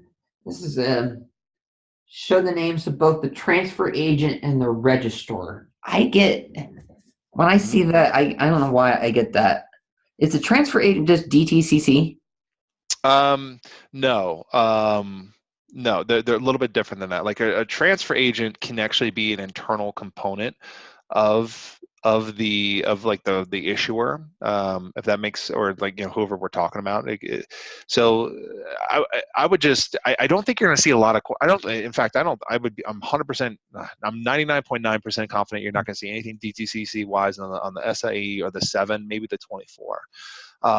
But for what you need to know about the transfer agent versus registrar, transfer agent, well, let me ask you, do you know what they do? You know what their responsibilities are? Not 100%. Okay, so transfer agent kind of goes back to their name. Okay, their main responsibility is to make sure that when people buy and sell securities, that those securities, that the transfer agent will update will update the shareholder list, or if it's like bondholder list, if it's bond shareholder list, if we're talking stocks, they update the list of who owns what. Okay, so that's their main job. So if someone sells, they'll take them off the book and they'll put the buyer now on the book of the shareholders. And the reason why that's important is just to keep track of who owns what in case there's a dividend payment or an interest payment, et cetera. And that's So also they enter into book entry, I guess they would call it. yeah, they're responsible for maintaining the shareholder book, as a lot of people say. That's not the only thing that they do, but that's the main thing they do. In fact, I could draw this up probably should draw this up in a different way. This is just from a question that I saw with a previous person I worked with. But what I have here on the right hand side, that's the main thing they do. And what we're just talking about there about canceling and redeeming shares, that that is, when someone sells something, they'll cancel or redeem their shares, and then when someone buys it, they'll issue shares to them. It sounds very much like they're doing what a mutual fund does, and kind of, I mean, this is I guess a mutual fund question here, but they also would use the same language even with like stock. Like they're just canceling your ownership if you sell, and issuing ownership if you buy is what they're doing. Okay. They also are responsible for getting proxy. Usually, I mean, they're the ones that are usually responsible for issuing proxies out to, and that's, that process is a little bit more complicated than what I'm putting there, but that is their job, is to get proxies, voting materials out to the owners. Okay. I don't think you'll see too many questions on that. And they're sometimes referred to as the paying agent as well. They're responsible for paying dividends, paying interest if it's a bond, etc. So that's your transfer agent, which can be an internal party. Can be I'm pretty sure that for Fidelity funds, there's a part of Fidelity that like they run. That there's a part of Fidelity that's considered their Fidelity's transfer agent. It's all internal. They do it themselves. Now Just got proxies directly from Fidelity. So yeah, exactly. Now the registrar is a little bit different than that. The registrar is always got to be a third party, and sometimes it's even like depending on what state you're in, your state might mandate who has to act as your registrar, or what companies have to act as you might be appointed a registrar, and the registrar's responsibility is basically to be like the supervisor of the transfer agent. What they'll say, the registrar's job is to basically audit the shareholder list and make sure that the transfer agent is not messing up on anything, if that makes sense. So they're almost like a principal to the transfer. Yeah, good. I mean, we're talking companies, but yeah, I mean, if you're talking about principal in the term of like finance, like, principals are the supervisors in finance. Yeah, you're 100% right. So I know it's kind of a little off on. Mm-hmm. It was just something I underlined on here as I was going through. The next chapter that I was looking at. Oh yeah, that's fine. And that you could see. I think you might see a question on a transfer agent on the SIE. You could see questions on transfer agent and registrar on the 7, and then you could see questions on all three: the DTCC and transfer agent and registrar. I mean, the DTCC does a lot of stuff, but what you want to think is their main job is clearing and settlement is what they do. There are a lot of times when a trade goes through, like if I said like a clearing agent, do you know what they do? Like a clearing corporation or clearing company. Do you understand what their responsibility is? Not 100%. That's kind of it's actually glad that's coming up because it's one of the things. Yeah. So there are clearing agents like across like a bunch of different industries. I think most commonly you'll find like in real estate, but the clearing agent is basically the middleman between the buyer and the seller. Okay, and the clearing agent is really the reason why if I buy stock in a public market, I never have to worry about not getting my stock. Right, like if I buy 100 shares of Tesla stock in the market through my Fidelity account, there's never any question that the shares are going to show up. The shares are going to show up, no question. Now the reason why that's the case is because you have a clearing agent that's kind of invisible to invisible to people in the market. The clearing agent basically vouches for both sides. They're the middleman between the buyer and the seller, but I'm not talking like agency style. Like they don't get paid commissions, they get paid like fees on the side that most people don't even know about. But basically what they do is that they guarantee, like if I buy, let's say that you and I do a trade, but we don't know each other in the market.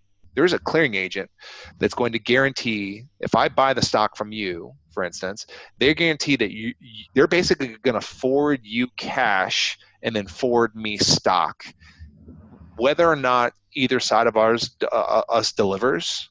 Like maybe you don't deliver the stock for some reason, but I'm still going to see shares in my account. And the reason why I see shares in my account is because there's a clearing agent in between the two of us.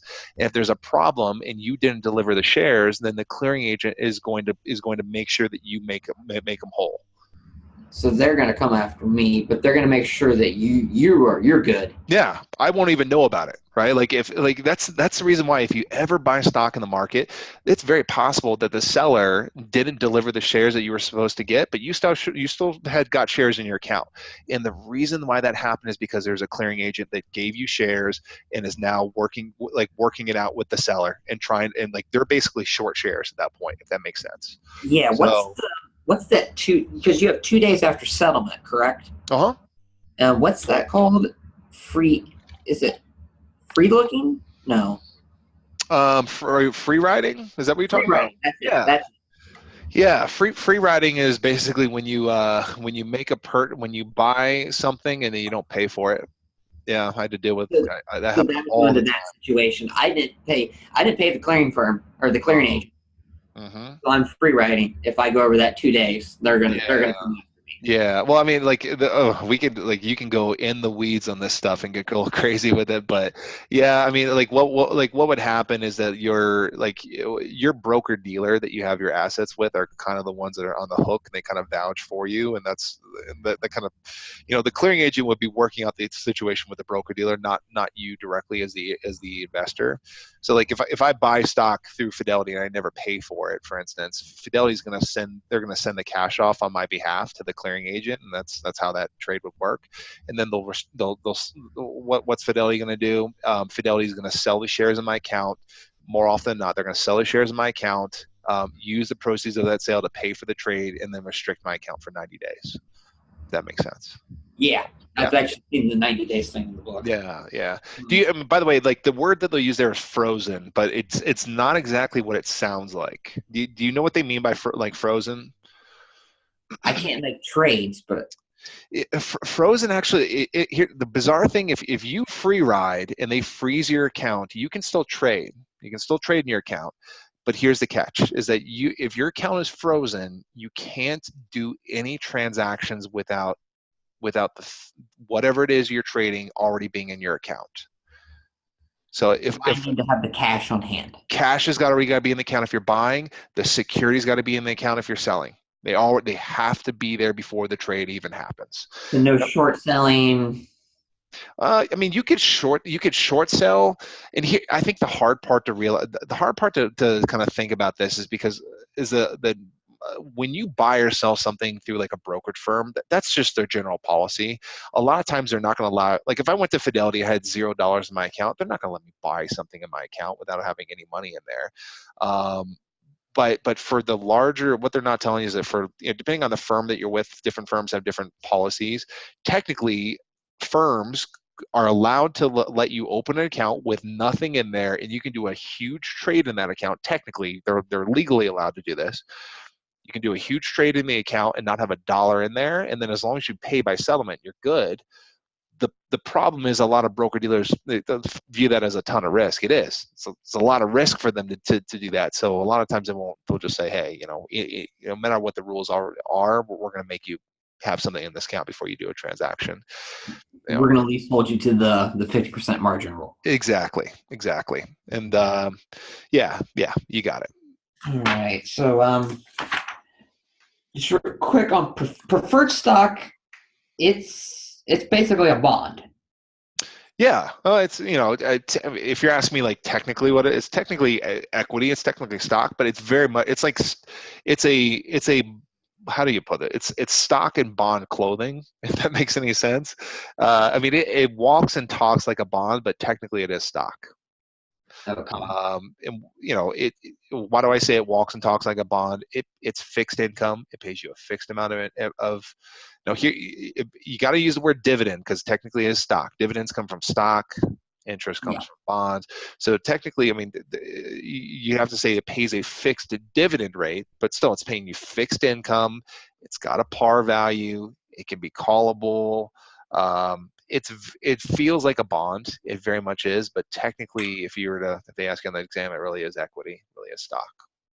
Okay. So it doesn't trade in the open market? It does. It does trade in the open market. It just doesn't. It's maybe what you're thinking is that it doesn't trade like common stock. Like there's not as much trading of preferred stock. Number one, and number two, people don't trade preferred stock like they trade common stock. And what I mean by that is, if you're investing in preferred stock, very rarely are you investing in preferred stock for capital appreciation or growth, as they say. I've never met a single person that's like, hey, I'm going to the market, I'm going to buy preferred stock, I want to buy it at 90, and I want to sell it at 110 a share. I guess you could do that, but what people invest in preferred stock for is for the dividend income. That's why people invest in preferred stock. Preferred stock is also, another thing that makes it very similar to bond is that its market price is driven by interest rate changes. If that makes sense.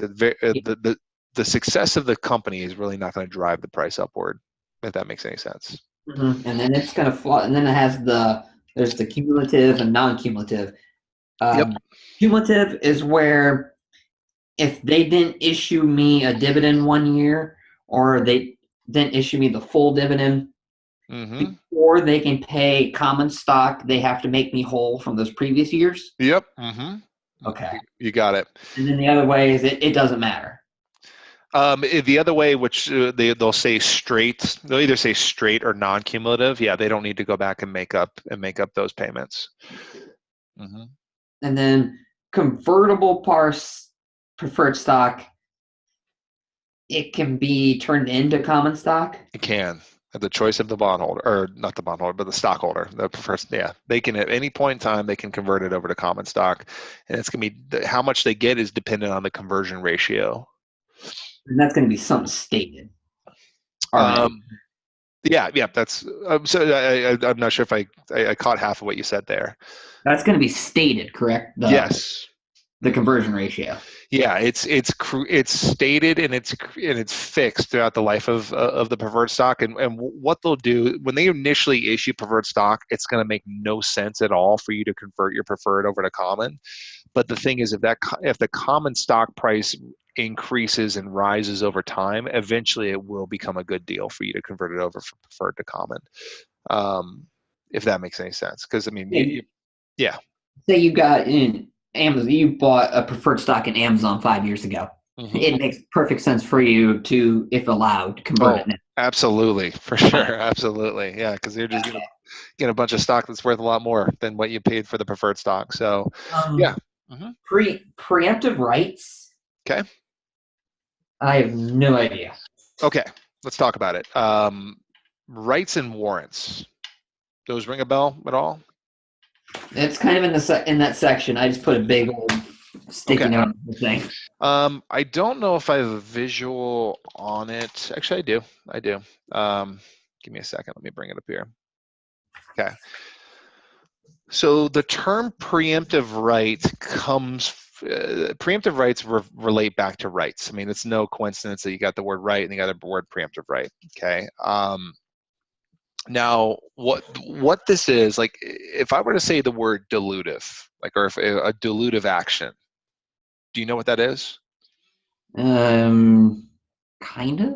You're gonna make something less valuable. Yeah, I'll just make up an example here. Let's just put this at the very top. If let's say that, let's put you in this example. Let's say you owe, there's 500,000 shares outstanding of some stock, and that you own 50,000 of those shares. It would be 10% ownership. Okay. Yeah. Ship. Okay, so 500,000 shares outstanding, you own 50,000 shares. A dilutive action is anything that the company, aka the issuer, would do that would potentially dilute your ownership of the outstanding shares down. Okay. Now, the number one thing that they could do to do that is offer more shares to the public. Okay. Yeah, and this, I don't know if you read this in the common stock chapter, but there's different versions of stock. Like when a company is going to sell when a company is structured, there's a certain amount of authorized shares, right? Like let's say this in this example, we have 1 million shares authorized. Okay. That's in the registration document. Yes, good. It'll have you've been authorized to do 1 billion shares. Yeah. But we're only going to issue 1 million. Good. And a lot of times these issuers don't want to sell all the shares up front in case they need to raise additional money later. If they sell it all up front, then they're done. They can't sell any more shares. But when they, if you sell, let's say the company sold half, 500,000 shares outstanding, you bought 50,000 of them, you own 10% of the outstanding shares. Now, if the company decided, let's say several years later, they want to sell the other 500,000 shares they have authorized, then if that becomes a million shares outstanding, right? You diluted my ownership. Your ownership just hit 5%, right? Just from 10% down to 5% just by them doing that. Okay. So here's the thing about a dilutive action. There's one of two things that have to happen. If a company can't just dilute your shares without something happening. Okay. Number one, if it's a dilutive action, this is kind of on the side. This is not revolving around what we're going to talk about here. But in order to do a dilutive action, the company has to get permission from the current shareholders to do it. And you might be wondering why why the shareholders would ever approve that. I mean, if your company needs to raise money for whatever reason, you might be okay. Like, hey, yeah, they're diluting my ownership, but still, this is going to keep my company afloat. Otherwise, my investment's out the window. There's a lot of reasons why you might be okay with a dilutive action, even though it's not a great situation to be in. Mm-hmm. So that's number one. But secondly, not only do you have to get approval to do it, but I think this is more applicable to the rights part of it.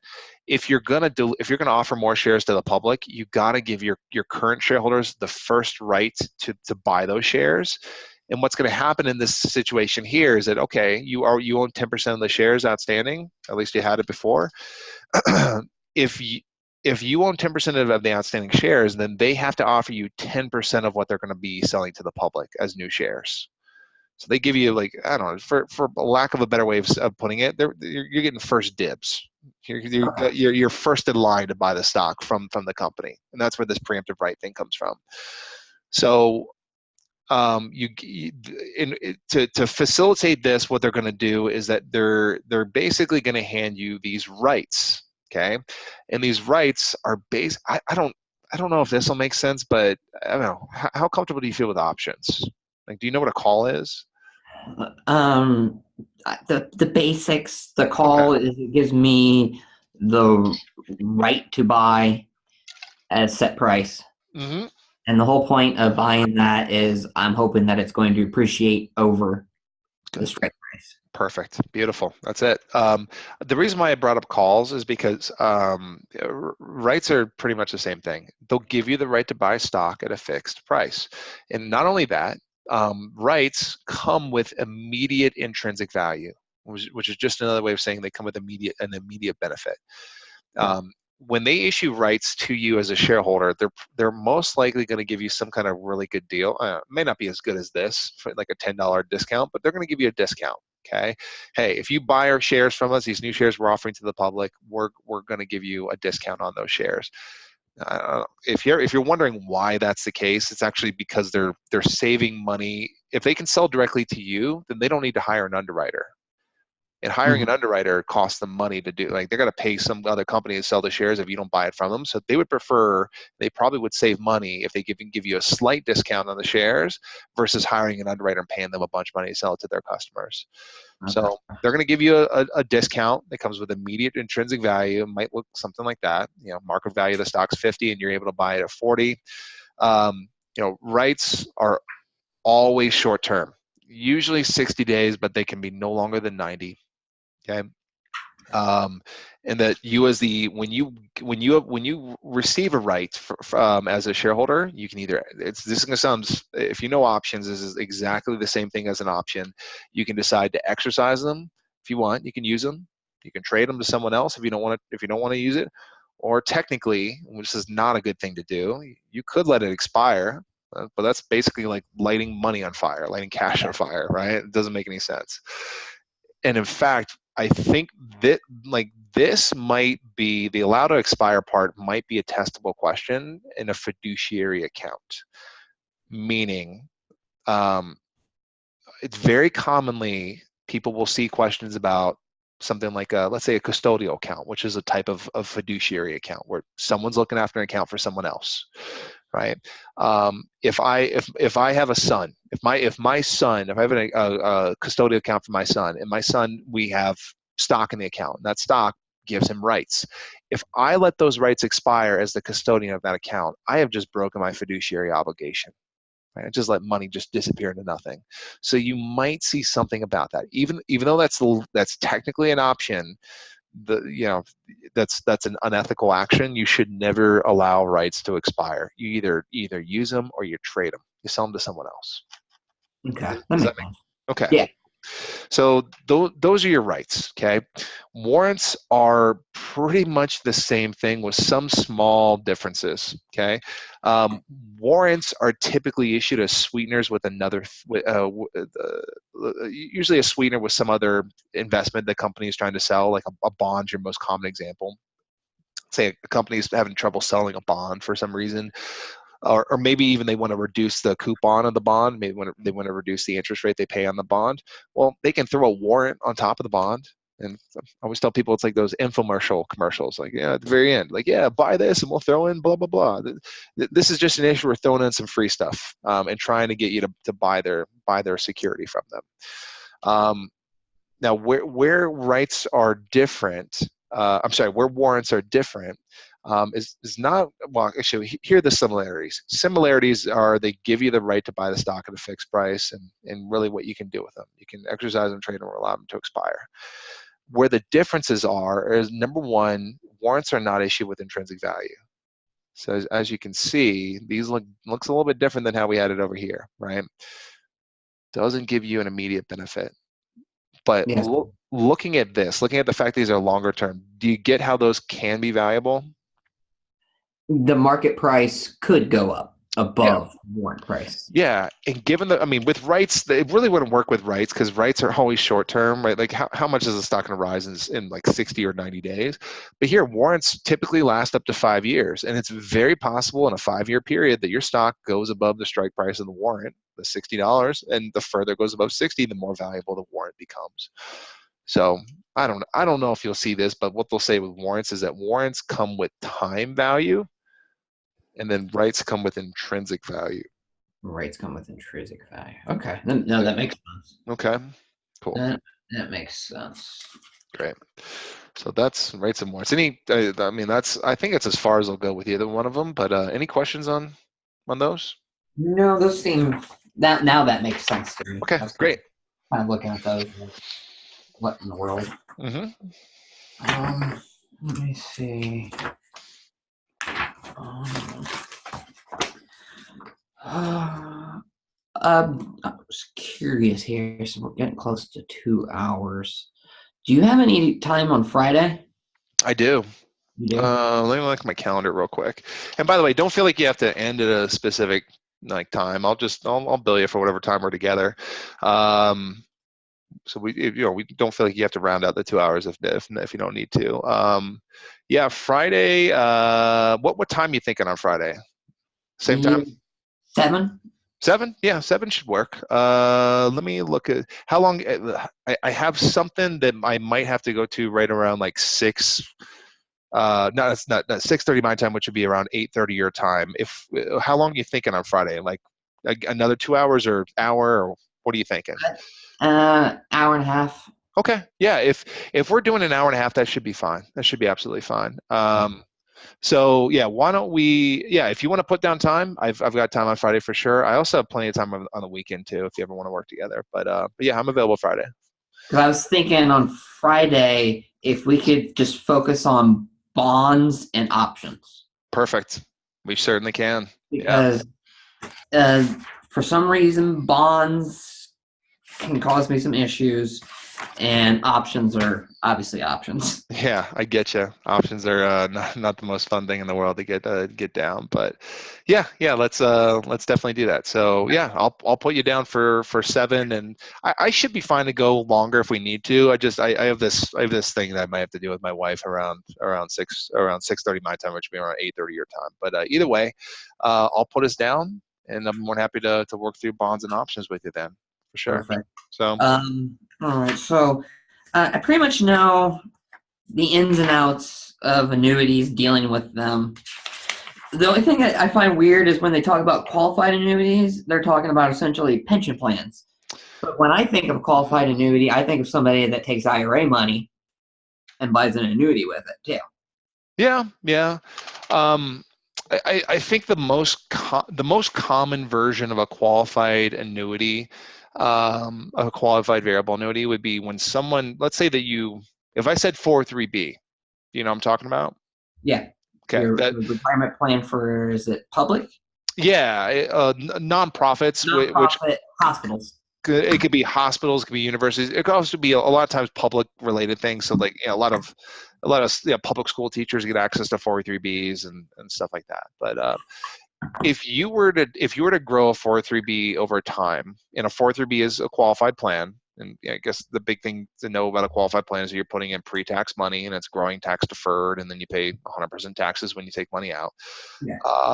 It's when you're taking an account like that and then rolling it into a variable annuity. That's probably your most common version of a qualified variable annuity, and that's when you have all pre-tax money in a variable annuity. If normally if you just start a variable annuity on its own, then you've got after-tax money in there, and then you're only paying taxes on the gains, if that makes sense. Yeah. But just like you said too, I mean, you could combine. You could buy a variable annuity within an IRA, or just you could roll over IRA money into a variable annuity basically, and it would be the same idea there. But yeah, you're right.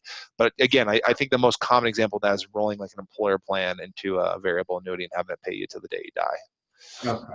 Yeah. And yeah, the different payouts. I know all those different payouts, some things of that nature. When they're talking about something I found weird, they were talking about there's no guarantees in the variable annuity, but technically with some writers there can be guarantees. That's where I was kind of like wondering. I would disagree with that statement. Or that there are no guarantees. There are. Yeah, that's what the book was saying. The book was saying that. I don't like that. Yeah. I don't know. Maybe there's some kind of context that we're missing there. I'm not sure, but I would tell you just basically, normally they'll phrase these as risks, but it's either a risk or a guarantee depending on what lens you're looking at through. Like the mortality, that you can say mortality risk or mortality guarantee. Mm-hmm. Right, like mortality, it's the risk that you live longer than they expect, and they have to continue paying him. Right, it's a risk to the issuer and the insurance company, but that's a guarantee to you as an investor or the customer. Right, so I've seen them use the word guarantee with both mortality guarantee. I've seen them use it also with expense. Sometimes they'll call it the expense risk, but it's also referred to as expense guarantee. That if the insurance company's expenses go up, that they can't reduce your payout because of that. Mm-hmm. Does that make sense?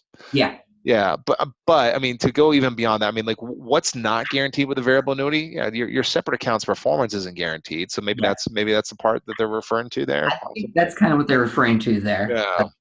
Because I was sitting, I'm like, I've seen lock-in values and things of that nature. Yeah. And then the payouts, the life annuity, life, straight life, period certain, et cetera, et cetera. Those are all pretty straightforward, and having dealt with those in real life, that makes that kind of easier for me. Yeah. Equity index contracts. Yeah, equity index contracts are. I think what they'll say in the exam is usually EIAs, the equity index annuities. Okay. Which are they're interesting, and they're not even securities, even though there's an aspect of investing in there with them. And the reason why they're not securities is because that is something that does absolutely come with a guarantee.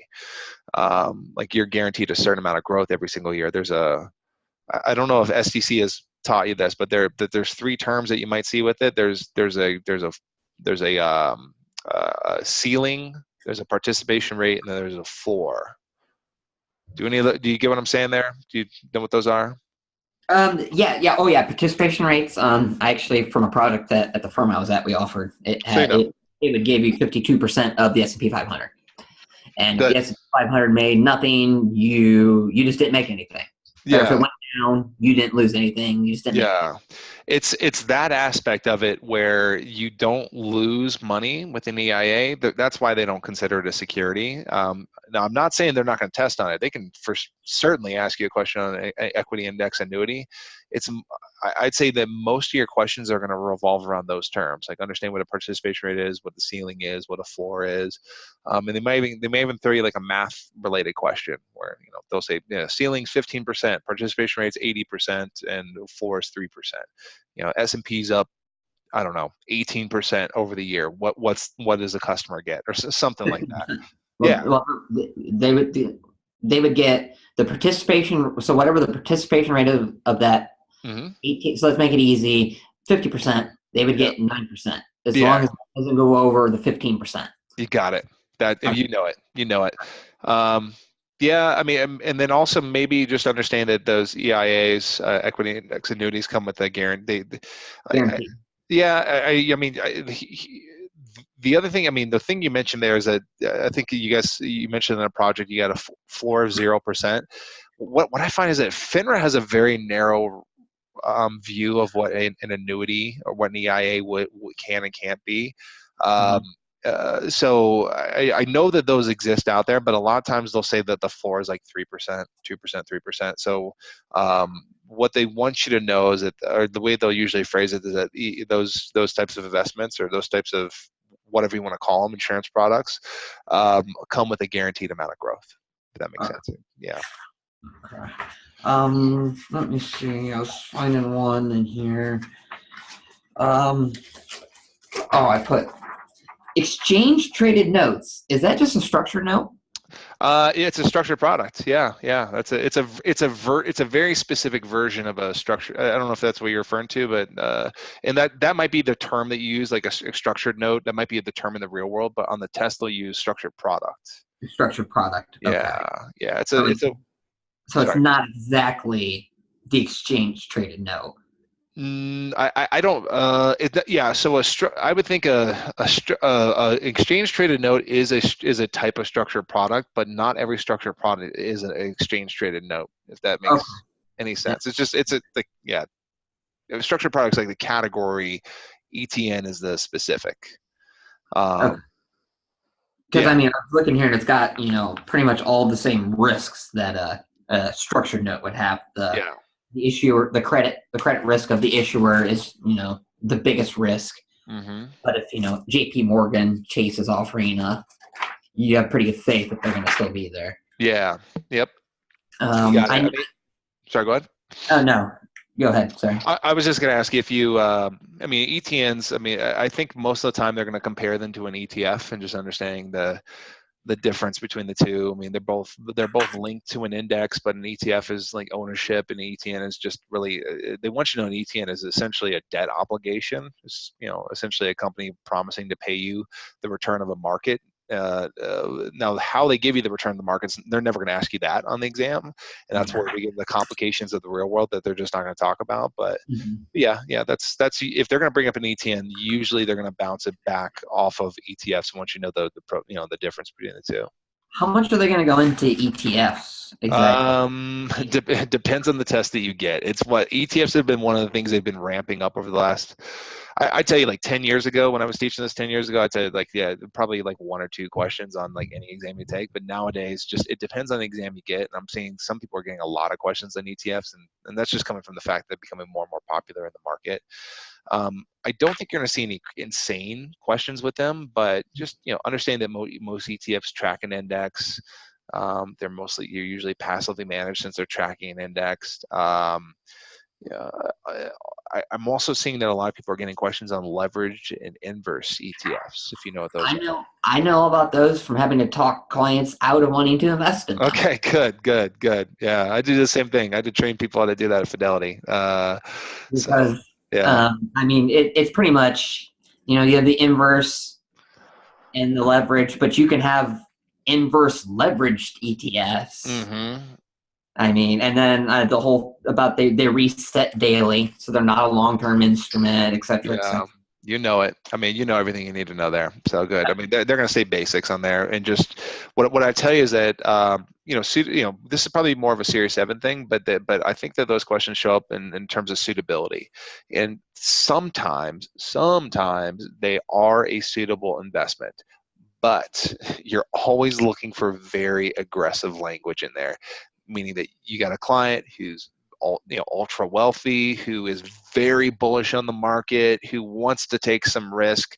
And I've seen a few questions out there where it's okay to recommend it, but it's a very particular client, someone that has a lot of money, very certain of where the market's going, and is okay with risk. Okay. Okay. By the way, sorry to butt in here. I've been looking for it kind of on the side as we've been talking here, and I finally found the 144 thing. Just so I don't, it would have driven me crazy if I didn't see it here.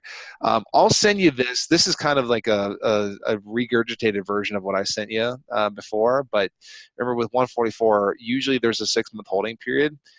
The instance where there's a 1-year holding period is if the company that you own the stock in, and that stock is, again, restricted, so it's not registered.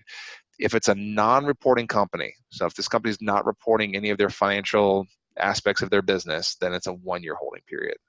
Okay. Again, that's where the 1 year comes in then. That's where it comes in. I'm shocked that SDC puts that in their SIE material, because I would not expect you to ever see that on the test, the SIE. But when I've been comparing the Series 7 top-off book with this one, there's a lot of where it almost looks like they copied and pasted. Yeah, they probably did. I mean, it's all the same material. It's just the 7 kind of diverts their focus more away from the basics of the market to suitability.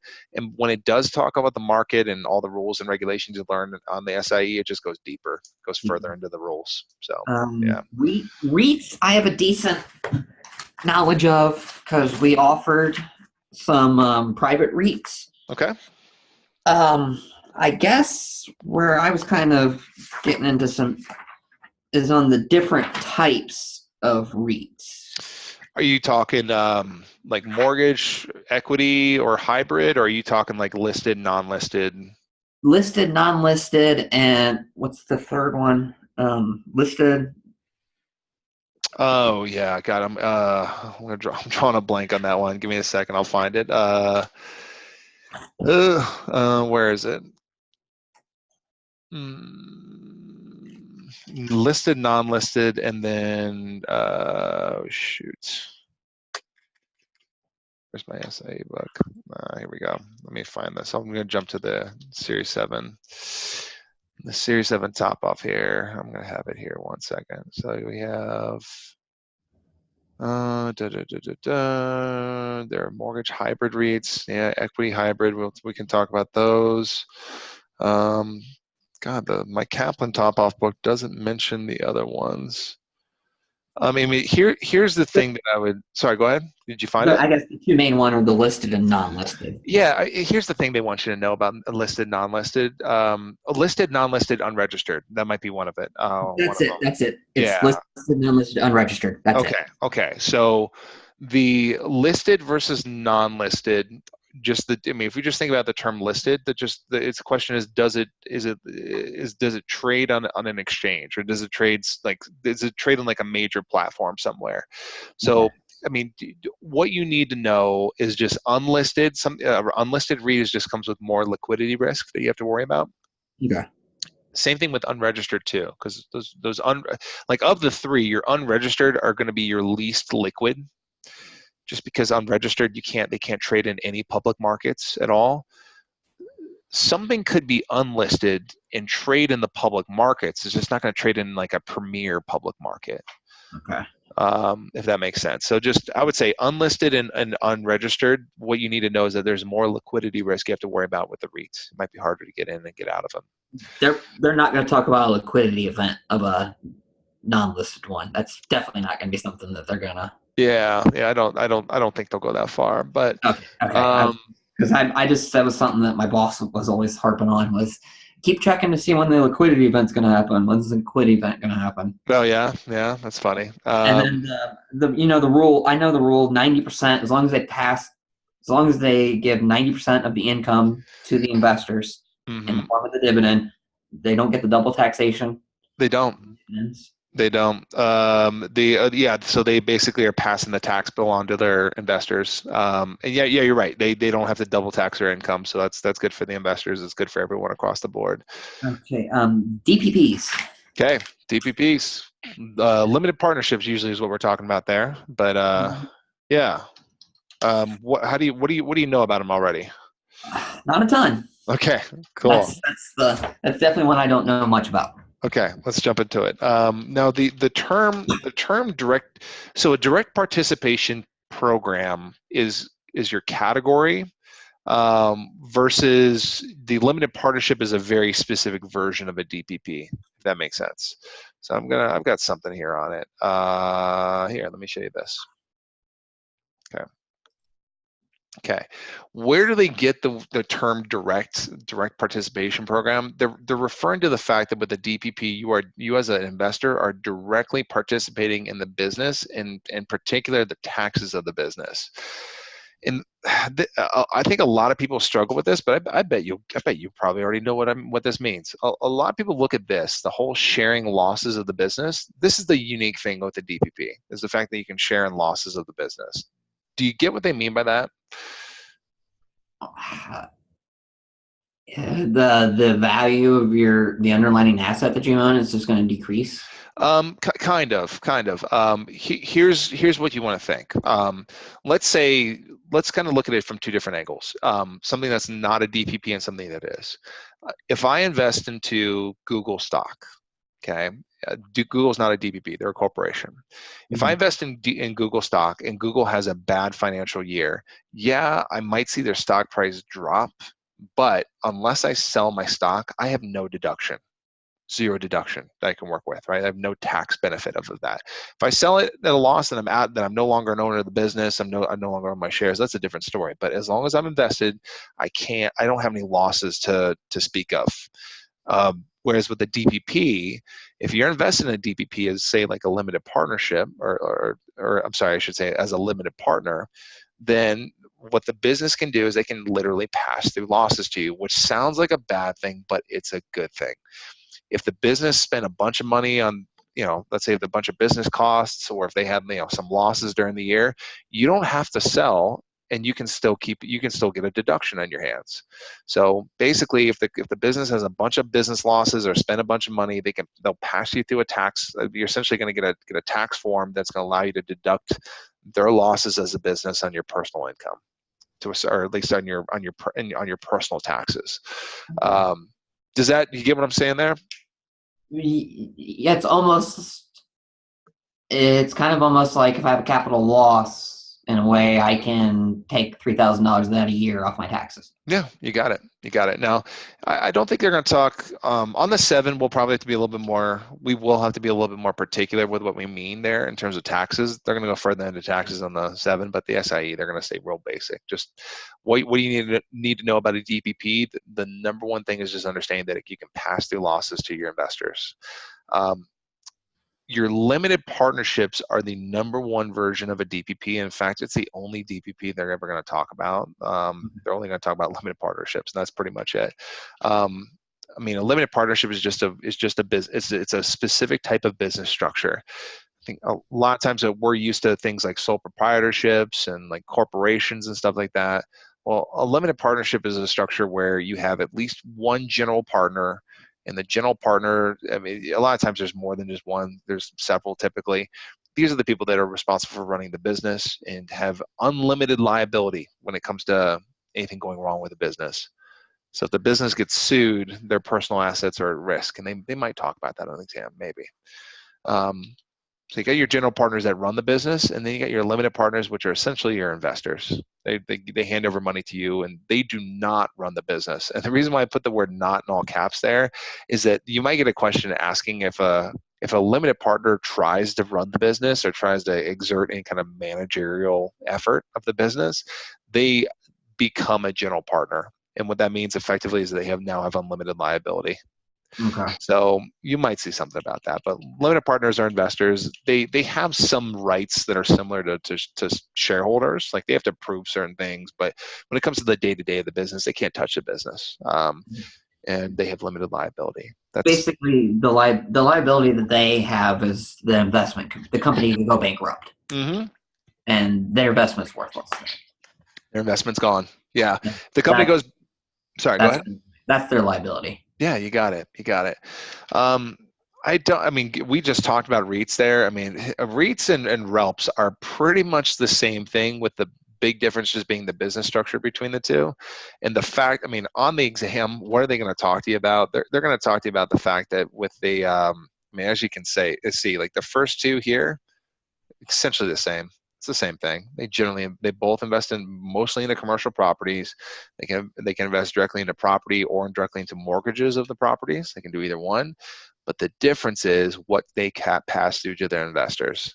Real estate investment trusts can only pass through gains and like dividends, whereas real estate limited partnerships, because of the business structure, they can pass you through a loss, which actually is a good thing. Give you a deduction. Um, so and then when they pass through the gains too, that's going to benefit the company because the individual isn't taxed at the corporate tax rate. You got it. You And got that's it. when they're looking at it that way, the Yeah, company. exactly. Perfect. In fact, like it's almost like the partnerships. It's very much like the part, or like with a partnership. If you're like a general partner, it's like you and the business are one and the same. If that makes any sense, it's Yeah. yeah. Yeah, like it's almost like without the partners, there is no business.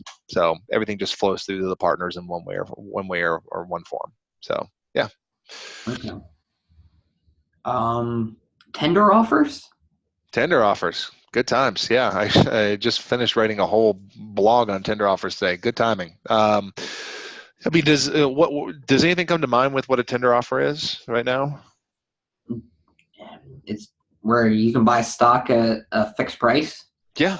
Yeah. I mean, that's essentially what it is there. These are usually done. There's usually one of two reasons why a tender offer happens. Um, Either number one, tender offer might tender offer might happen because let's say like a hedge fund or maybe a group of big investors want to take over a company. And the way that you take over companies, you get a bunch of their stock, and then I don't know if you've ever seen these terms, but like you have like a proxy war with the company, which is just another way of saying like you vote in your people onto the board of directors and you run the company the way you think it should be run. Yeah, don't What's his name? Carl. Oh God. Carl Icahn. Yeah. You got Carl Icahn that does that. You got another guy. I was just reading about him today. He runs Pershing Square. What's his name? Bill Ackman. Bill Ackman's another guy that does this all the time. But yeah, I mean, there's two ways that you can accumulate lots of stock. You can either go to the market and do it, which is probably not a good idea, because if you flood the market with a ton of buys all at once, this is going to shoot up the price of the stock, and you're probably at the end of the day going to spend more money doing that. Versus a tender offer is you put together a nice letter and send it off to all the current shareholders and say, hey, stock is trading at $50. I'll buy it from you for 60. How's that sound? And you're basically trying to get all the current stockholders to hand over as many shares as they're willing to hand over to you, and you can do that. So that's one version of a tender offer, if that makes sense. Actually, we got those on kind of going back to REITs. Yeah. We had clients that had a REIT and they got a letter saying that, hey, we'll buy your shares from you at this set price. Yeah, I had to deal with that all the time at Fidelity in my initial role too. Yeah, customers call up and like, what is this thing I just got in the mail? And I basically we explain exactly what I explained to you, but yeah, it's either for takeover purposes, number one, or number two, it could, a lot of times issuers will do this where like they'll want to buy back their securities from the public. Now, usually when they're doing this, it's like with a bond. Like let's say that an issuer issued a bond and that bond was not callable. Well, the only way to get that to stop paying interest on that bond is that you got to buy it back from your shareholders, and they don't have to sell it to you. Like that's their choice. And it's just, I always tell people that a tender offer is basically like a voluntary call. If you know what, like something that's callable. It's Okay. like you decide if you're going to let the person buy it from you or not. You don't have to if you don't want to. Now I'll give you two testable points that might show up. Like beyond just knowing what a tender offer is, there's two time frames in it you might need to be aware of. With a tender offer, when it's put out there, and whether it's put out there by the issuer or like the group of investors trying to take over a company, whatever, it's got to be out there for at least 20 business days. So you might see a question on that, like how long does a tender offer have to last? It has to last for, you got to give your investors at least 20 business days to figure out if they want to do it. Not 20 calendar days, but 20 business days. It's basically a month. You got to give them a month to figure out like if they're going to do it. So that's the first time frame. You got 20 business days is going to be out there. The second time frame is if anything changes with the tender offer, which a lot of times, if let's say the tender offer, like when a tender offer is put out there, if you're the person that put it out there, you will know if it's successful or not. You'll start, like, you can keep real-time track of who's taking part in it, who's not. If it seems like there's a small percentage of the shareholders taking part in it, one thing you could do is you could up the price. Like, hey, we're going to buy from you at 60, we'll buy from you at 70. How's that sound now? Anytime you change any part of the tender offer, it now has to be out there for an additional 10 business days. Okay. So you might see that. And do you have to offer that to everybody? Yeah, you're basically saying it to all the shareholders. I don't, to be honest, I don't know if there's a rule that says you have to offer it to everyone, but I don't know how you'd be selective, if that makes sense. Yeah. Okay. As far as like when they're underwriting, you've got kind of I don't know, the underwriting. You have like the firm commitment, best efforts. Mm-hmm. I don't know. It kind of gets a little confusing. Okay.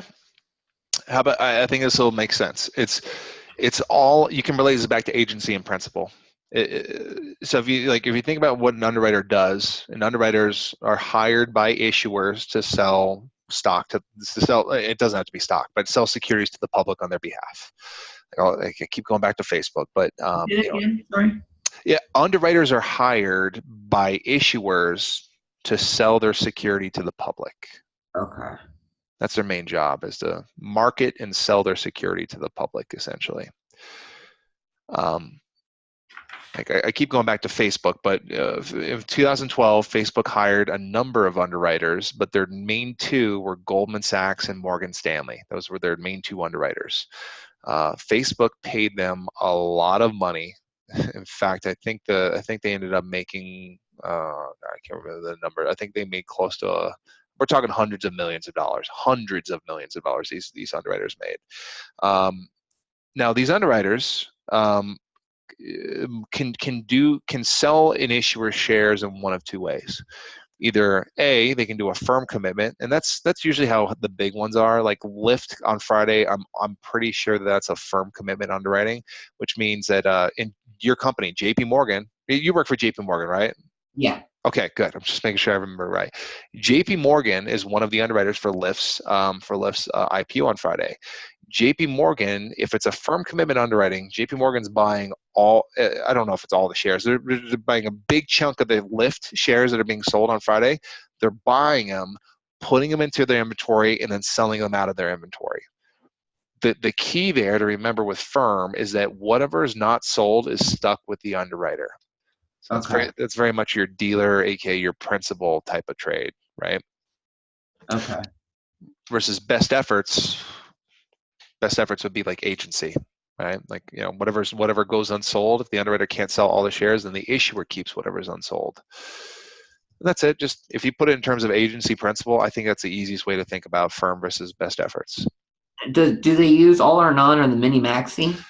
They can. Those are different versions of it. Those are, all or none. Yeah, it's literally what it means. Like either all the shares are sold or the deal doesn't go through.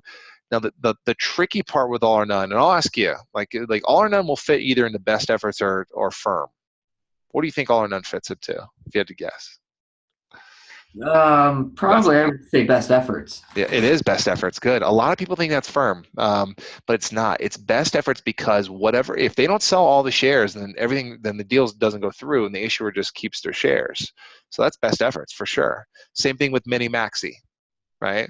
Mini maxis, you got to sell a certain amount of shares in order for it to go through up to a maximum amount of shares. And if you don't hit that minimum, then the deal's canceled. Done. And then there's standby. Standby. Okay, that's another good one. No, standby is another one that sounds confusing in terms of what it is. I think people hear standby and they think it's best efforts, but standby is actually firm. It relates back to a rights offering. So we'll have to kind of think again, like a rights offering, a preemptive right? The company's trying to sell as many shares as they can to their current shareholders, right? A standby underwriter is the underwriter waiting on the side. They're literally standing by, just waiting to see whatever wasn't sold to the current shareholders, and then whatever the shareholders didn't buy through their rights offering is now sold to the underwriter, and now that underwriter will sell it to their own customers. So that's your standby. Does that make sense? Kind of agrees to buy any shares, not purchase. Yeah. So I'll say it again, but you've got an underwriter. A rights offering happens. I think most of your shareholders will take part in the rights offering, but inevitably there will be some that don't. And the shares that are not sold to the rights offering, there's a standby underwriter. They're standing by, and they're basically saying, "Yeah, sorry, go ahead." They'll buy them then. They'll buy them then, and then they sell them to their own customers. There you go. Yeah, that's it. So, and then when you were saying Facebook, when they had two different underwriters, they were acting as a syndicate. Yeah, they were like the syndicate's like your big group of underwriters, and I mean, Yeah. I don't think you need to know too much about this for the SIE, but definitely for the 7 and the 24, you'll need to know more about it. But within your syndicate, you have different roles and responsibilities. I mean, just to put like a real world spin on it, Morgan Stanley and Goldman Sachs were they were the two co-lead underwriters, Okay. and then they had a bunch of syndicate members that helped them out, and there's some selling group members in there too. So yeah. And then you have the underwriting spread. That's just the difference that goes to the issuer, and then what's paid to the manager and the underwriter. Exactly. Yeah. What goes to the syndicate versus what goes to the issuer? I just make it as simple as possible with that. Yeah. Syndicate versus the issuer. Yeah. The pre-registration period. Mm-hmm. That's the registration statement that goes back to the Act of 33. Mm-hmm. I saw the no guarantees. I had to see it for myself, so I pulled up a full prospectus. I noticed it's only on the full prospectus. I didn't see it on summary prospectuses. The no guarantees. Are you talking about like there's like the are you talking about like the red herring, like the red writing on the preliminary prospectus? Is that what you're talking about? No, on the actual prospectus, it told me that at the bottom, neither the Securities or Exchange Commission nor any regulatory body has approved or disapproved of these securities or passed upon the accuracy or there you go. adequacy of this prospectus. Essentially, them covering their ass. Yeah, exactly. That's like the SEC. A lot of people think the SEC like looks at their. A lot of people think the SEC like double checks all the things that these issuers file on their paperwork, but they don't. They don't double check anything. They just all they're really doing is making sure that everything was filled out with an underlying assumption that if they lied on this, they're going to come they're in trouble. They're going to come after them then. But the SEC kind of gives issuers the benefit of the doubt. They basically say, hey, we're going to check your paperwork and make sure you filled out everything. And in fact, I'm looking here at JP Morgan's, I'm not JP Morgan, but Lyft's prospectus that literally just came out, filed on March 1st, 2019. They're about to get to their end of their cooling off period here. But sure enough, yeah, look at that. Your company is the lead underwriter, one of the 3 lead underwriters here. I don't know who Jeffries is, but yeah, that's actually my email, huh? Yeah. Was this in your email you saw? No. Oh, okay. I wouldn't be surprised if I did see something about it, though. Yeah, I mean, this is going to be a pretty big. I mean, how much are they? I mean, it doesn't say how much they're. Sure, we could find how much they're selling. Oh, here we go. Proposed maximum aggregate offering price 100 million. No, they're selling more than that. Common stock part of that. Yeah. Oh, this has got to be in millions. Amount of registration fee. There's no way it was only 12,000. It's got to be way more than that. Okay. Either way. Yeah, what you're referring to, that non-guarantee the SEC puts on, that the SEC makes people put on there, is that on the left, right? On this right, it's that neither the securities. It's that right there, and yeah.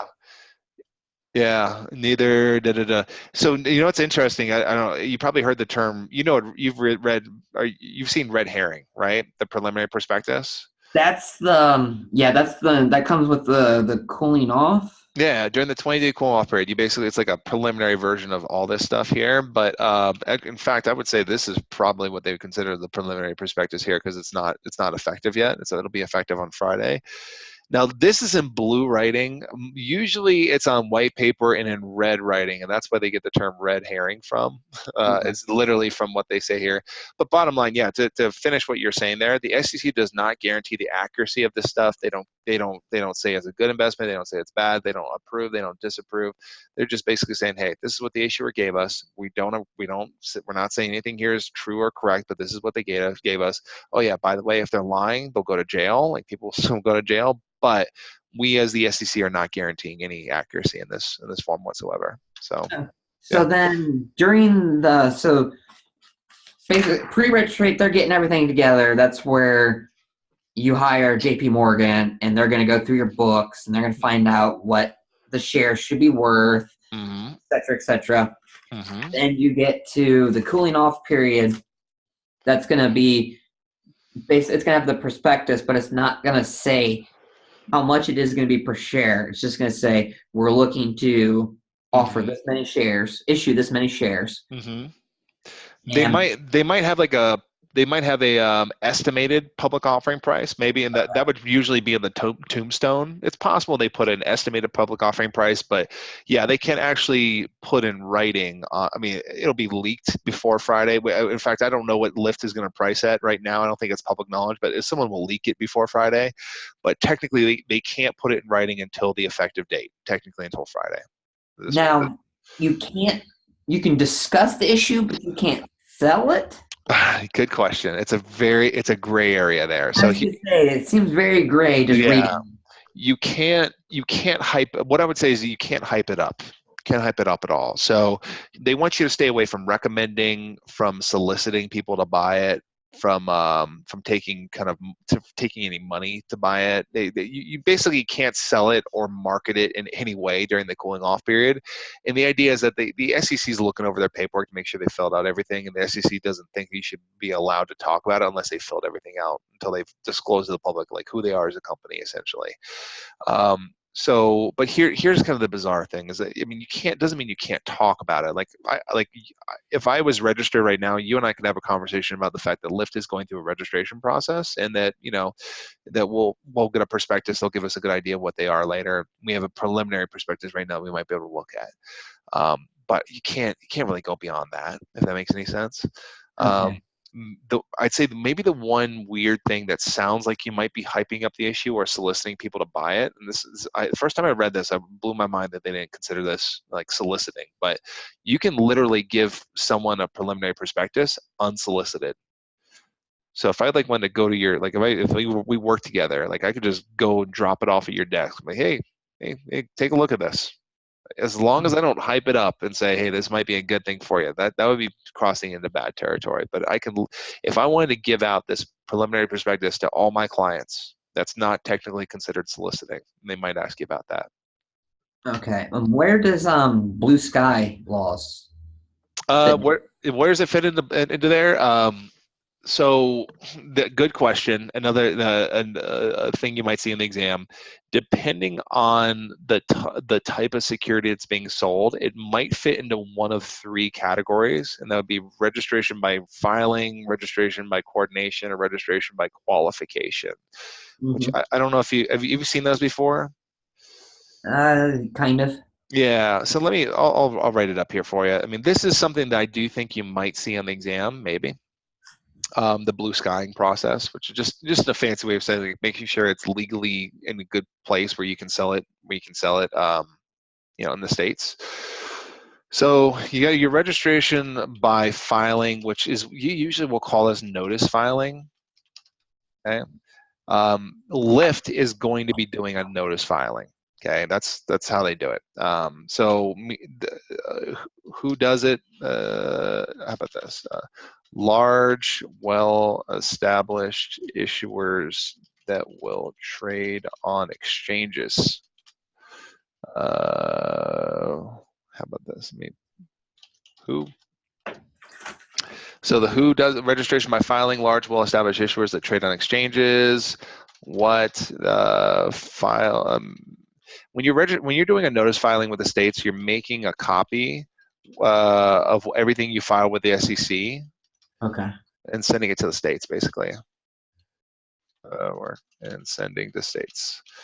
Okay, so that's the what, and then when. I'll do this for all three.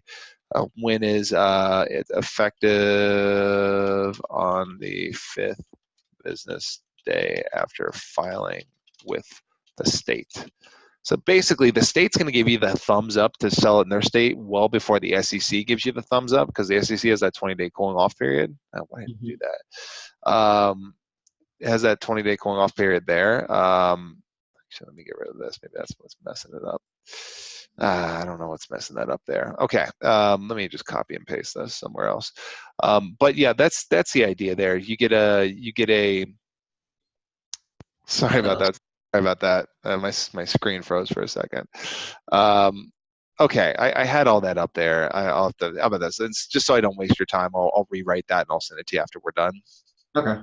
Let me just do one other here, which is registration by coordination. How about that? Let me ask you, do you want me to write the stuff out, or do you want me to just give you the gist of it and have you, this would, I feel bad if I'm just writing stuff that's in your book. Or, just the gist of it should be good. okay, how about I do that? So if registration by coordination is the second one, that is when you are registering both with the state and the federal government at the same time. And here, I didn't mention this when I talked about the first one, registration by filing. When you do a notice filing, you're not really registering with the state, which is kind of a bizarre thing to say. You're telling the state, hey, I'm registered with the SEC. The SEC is going to oversee this entire process. I don't really need you involved in here. Here's my paperwork. Let me do my thing. That's kind of what's happening with registration by filing, or notice filing as they call it. But again, remember, it's the biggest companies that are going to trade on exchanges that can only do that. So if you're listed on like NASDAQ or New York Stock Exchange, something like that, then you can go through that process. But there's a lot of things that trade nationally that don't meet those standards to be listed in the New York Stock Exchange, like penny stocks, for instance. Penny stocks have to go through registration by coordination. Registration by coordination is effectively doing a registration process with both the SEC and the state at the same time.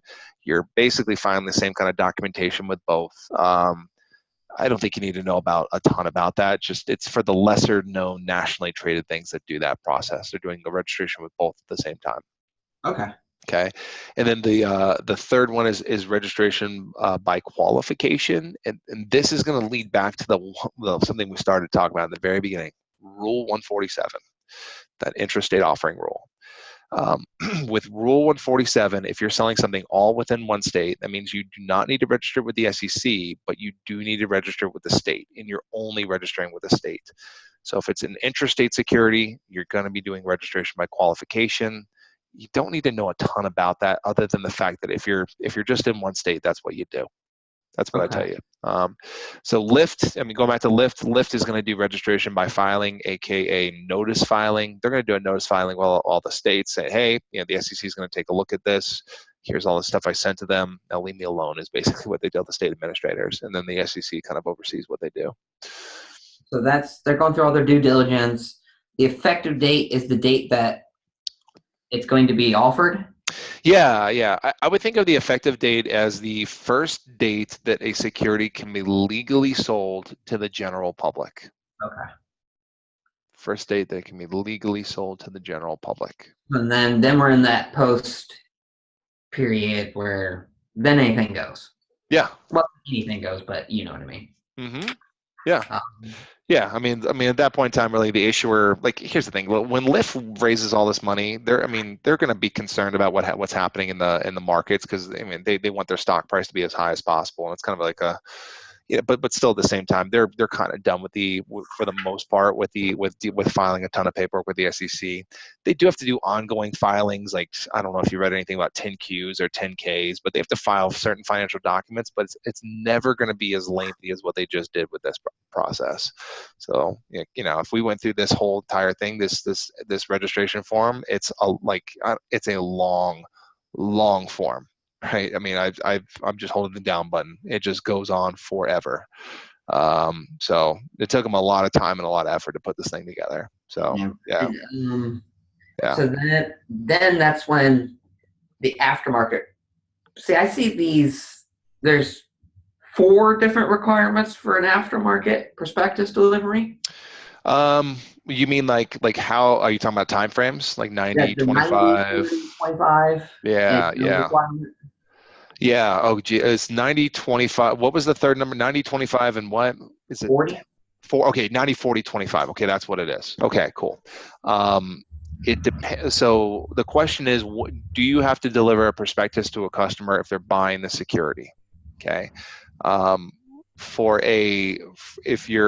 sounds like you have it in front of you, but it all depends on are you exchange listed, number one, are you listed, and number two, is this additional offering or is this an IPO? Okay. If I said additional offering versus IPO, you get what I'm saying there? Yeah. Okay. That's the follow-on offering, correct? Yeah, I mean you've already sold your stock to the public, and that you're just selling more. It's like you're selling more of stuff that you've already been authorized to sell. You just haven't sold it yet. So, Okay. yeah. That's when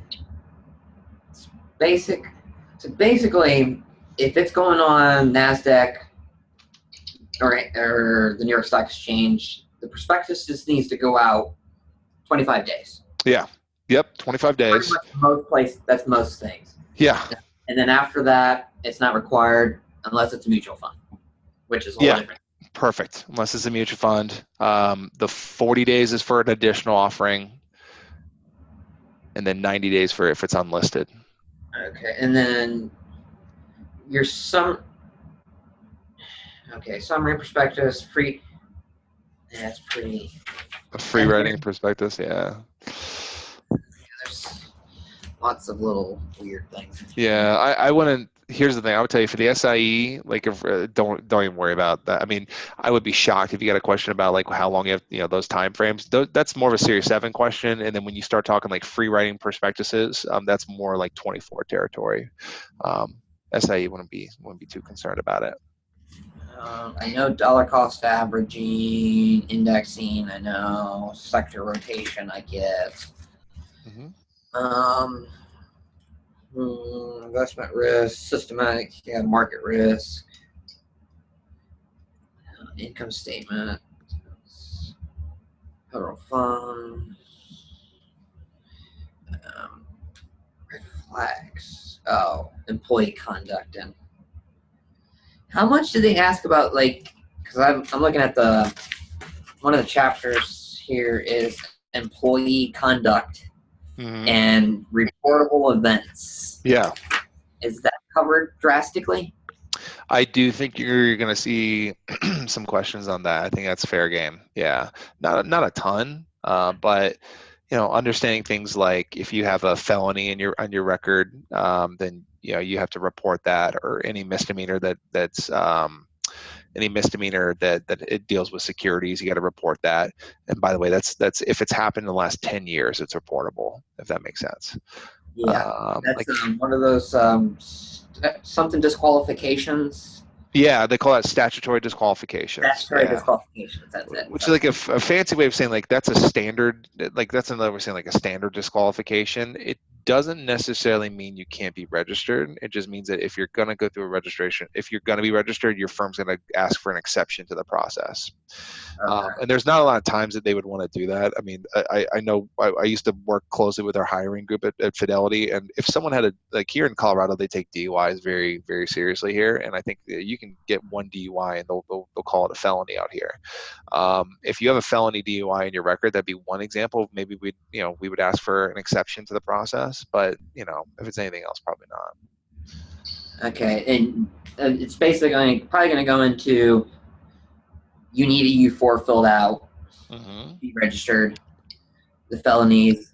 You need to update the U4 anytime anything changes. Mm-hmm. Works if I go work somewhere else. If I go work for Morgan Yeah. Stanley, I need to put that on my U4. You do, and also if you're going to make money outside your firm, you have to you have to give written notice to your firm, Yeah, stuff like any that. outside, any outside. Any outside. It's also possible, and that I just know this because from real world, because this happened to me. It's possible that they tell you no. They tell you that they don't want you they don't want you doing it. Um, so so yeah, while it's a little bizarre because you're not really asking for their permission, but they do reserve the right that if they feel like it's a conflict of interest, they can tell you no, we don't want you doing that, and they can technically, as long as you're employed with them, you can't do whatever they're telling you can't do. So So if you yeah. sold Advocare, you have to tell them that you're selling Advocare. Uh-huh. Yep, Or any of exactly. those multi-marketing things. Yeah, or like anything. Like I mean, I'm thinking like through at Fidelity. I mean, a lot of times like we'd have people sometimes like who would do Lyft on the weekend, like who drive Lyft or Uber on the weekends. It would also be like if you might not even be in a role making money, but if you're in a role that was overseeing money. Like we had a few people in my work that were on the board of their HOA, their homeowners association, and they would oversee money spent for their neighborhood, and they would need to file an outside business activity form with their with the firm. Yeah. Now, U5s and U6s, Okay. Let's talk about them. those are one of them is a complaint, right? Yeah, yeah. That's I mean U5 would be that's not the complaint one, but U5 is um U5 is leaving the firm. So like yeah, I left Fidelity last March. They filed a U5 when I left the industry. So my registration was canceled at that point in time. I'm no longer registered in the industry. Um, U6 is something you never really want to come across. U6 is usually for one of two things: either a regulator took action against you, like if FINRA fined you a certain amount of money or they suspended you, that would go in your U6. But also, what you're talking about in terms of customer complaints, if a customer complains and alleges fraud in that complaint, it has to be it's a very specific complaint, not just like you were mean to them or whatever. If they allege fraud, then it would go on your U6. Okay. Okay. Okay, that makes sense. Hmm. U6 is going to have the fraud. Broker check is just a system that they offer that once you're registered, you're in. Yeah. It's going to have where you worked the last 10 years, convictions, licenses, etc. Yep. Yep. And I'm still up there. You can look me up. I'm on there somewhere. So yeah, you're basically in their system for a long time. I think I'm going to be on there forever, basically. And yeah, just it'll go, just like you said, last 10 years of employment history. It'll go over also any kind of disclosures that you had to make. In fact, like if you were to look me up, you'd find a disclosure on me. There was when I was in my mid 20s, I didn't default, but I had I had a judgment, a lien kind of. I owed money to a cell phone company, and I settled with them. I settled from 1,200 down to 800. It was a big deal, right? And that And had to go on there. because of that, that had to go on my record. That's on my permanent record, So just because I had to go on settled your downward. that Huh? had to go on your U6 that you Well, settled with. here's the thing. I don't know if that doesn't. To be honest, I'm not sure if that would go if that went on the U6. I think it just went on the U4. I don't. They wouldn't ask about like that going on the U4, but or like what form that would go onto, but that would be reportable. The things that are reportable are any kind of like previous arrests that you have. If you have any kind of judgments or liens against you, or if you settled with a creditor, that's my situation there. So yeah. Okay. Expungement. You can you get things expunged? Like not disclosed. I mean, that's a good question. I've never seen a question about expungement before. I mean, is that something they're mentioning there in STC? Yeah. Yeah. Expungement. I would assume that there might be something like if it's something you did with as a minor. At least that's stuff I saw in real world. Like if you have some kind of felony on your record when you were a kid, that might be able to be expunged. But beyond that, I'm not aware of any other thing that might be able to be expunged. Now, um, complaints, they have to be written, Yes. correct? They can't. Yes. That's a big part of them, I Yeah, believe. clients can clients can complain and yell at you all day. It's not technically considered a complaint until they put it in writing. Okay. And then that has to be reviewed, every complaint by the principal. Yep, every complaint has to be reviewed and settled somehow with I mean the thing they want you to know is that if you like for some reason you as a registered representative, if you receive the complaint, it's very important that you get that over to your principal, to your supervisor, to make sure that they oversee the entire process. So yeah, So that's it. even if it's something as simple as they send an email and says, "I hate my broker," Uh-huh. you have to look into it. Yep. They want you to look at, they want you to get your principal involved, and you have to, even though this isn't testable, they want you to basically work with your principal to settle the issue with the client. Okay. Mhm. Red flags. Red flags show up in a couple different places. Are you talking like are we talking like there? I think two places that red flags might show up on the exam. They're red flags for seniors, for like recommendations and things you do with senior citizens, and That's then people over 65, correct? yeah, exactly. And like they want you to know that yeah, you shouldn't be, don't put your senior citizen into ultra risky things unless it meets their suitability somehow. Don't leverage their don't mortgage their home for investment purposes. Don't put them into a variable annuity if they're like 85 years old. That type of stuff is what they want you to know.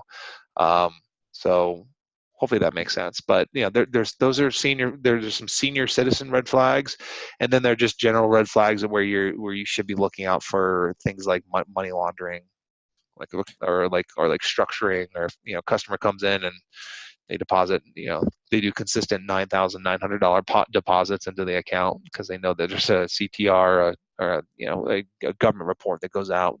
Does that make Yeah. sense about the Yeah, 10,000? Okay. there's those two reports. The one that starts with the B, that's the $10,000 or more, and it has to be filed within 15 days. Yes. I didn't think about And that. I was then the SARS was that what you're gonna talk yeah, about? and then the smaller one that's optional is only if it's $5,000 Mm-hmm. or more, and if Mm-hmm. you think it's suspicious, Yes. and Yes. that one has to be reported within 30 days. 30. That's the way it always, like, it doesn't make sense in my head that it would take you longer to report something suspicious than just a regular $10,000 deposit. But yeah, that's the rule. 15 days for CTRs, and then 30 days for SARS, suspicious activity reports. Gifts. Okay. $100 is the limit that you're allowed to give to a client, correct? It's not necessarily a client. We're talking like of a business, someone who's in the business, like a colleague in the business, or like a business partner, something like that. Okay. Um, or Trying to get them to do business with JP Morgan. yeah, I exactly. can't give them, here's 50-yard line tickets to the Buckeyes. Exactly. Or like, with JP, like you couldn't give like a huge gift to like you were for JP Morgan. It sometimes applies to like the public, but it has to be someone that's like doing business with you. So, you couldn't give more than $100 to the CEO of Lyft. That'd be Oh, wrong. Does that make sense? yeah, because Okay. since JP Morgan is involved in the underwriting of the IPO, that would essentially be a conflict of interest. Yeah, you got it. Mhm. Um, is there any ways around that if you went with the client, if you attended with I mean, $100, that's it. that's a tough. I mean, so here's kind of like, yeah, that you want to. How about this? Just if they bring up like any kind of monetary gift or anything like tangible you're giving them, it's going to be $100 or less. Period. $100 less. Now, the way that people get around that is with business entertainment, though. Like you could wine and dine the CEO of Lyft or your clients, as long as it's not what they call exorbitant and extravagant, that's hard to define, anyways. That's usually how people get away with it. Like you could take a business partner to like, you could take them to like a football game. You could even take them to a pretty prestigious. You could take them like an NFL game that costs a lot of money. You could take them to that, and that's as long as it's not considered extravagant, and as long as your firm is overseeing like what you're doing, it's okay. That's the out there. Is what they call business entertainment.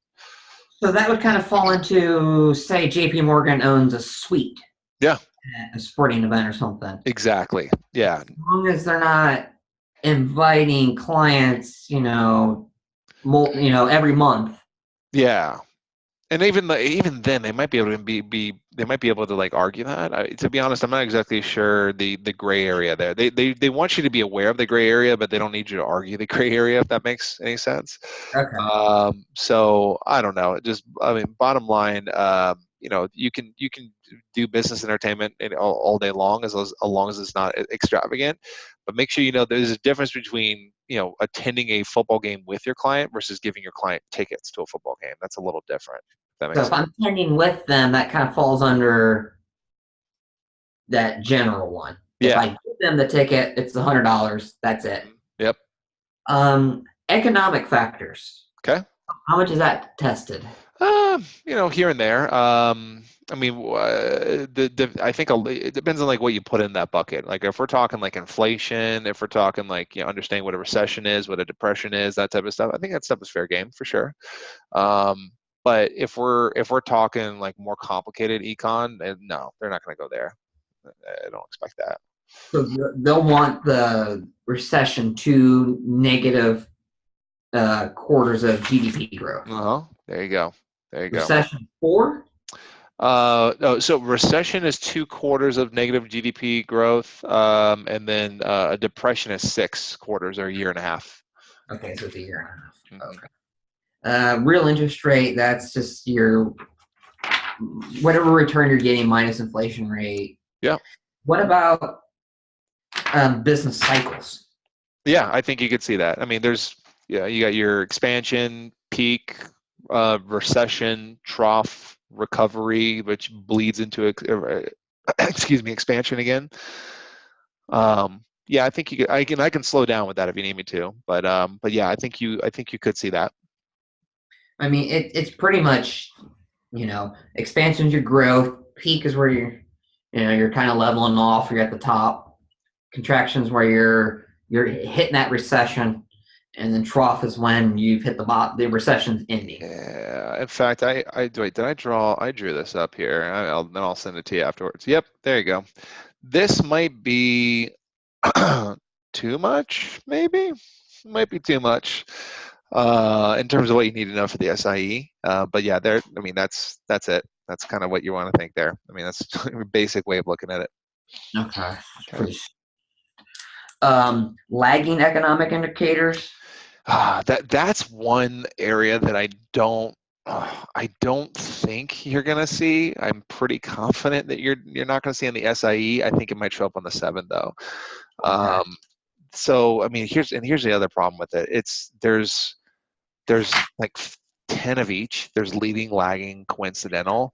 So what I would do on the exam, instead of memorizing a bunch of random stuff that for something that's low probability of seeing, just understand what they are. Like leading tells you where we're going, lagging tells you where we've been, coincidental tells us where we are right now, that type of stuff. If they're going to bring any specific up, it's usually something like understanding that new unemployment filings is usually like a leading indicator. If we see people are like filing unemployment more and more and more, that tells us that we might maybe headed for bad territory. If versus like something like a corporate profits that are reported, corporations report their profits typically in on a delay, or like always on a delay, right? Like corporations are not going to report their Q1 earnings until well into Q2, if that makes any sense. Yeah. Yeah, so stuff like that. I don't think you're going to see anything too crazy though. Okay. Market capitalization. You think they'll want the specific numbers on what is a large cap? What? Not. I would be pretty surprised if you saw anything there with the SIE. Maybe with the 7. Maybe. I mean, do you have the numbers in front of you? It should be like 300 million to 300 million to 1 billion, then 1 billion to 10 billion, then 10 billion plus is usually what it is. Like 300 million below is micro, 300 million to 1 billion is small, 1 billion, 10 million mid, 10 million plus large. I think those are the new numbers. But yeah, I mean, maybe on the probably not on the SIE, maybe on the 7. Basically, just know that a large cap is Apple. Yeah, you got it. Yeah, largest company. Are they still a large company right now? I can't remember. It's either them or Amazon, one or the other. But It's either them or Amazon. yeah, exactly.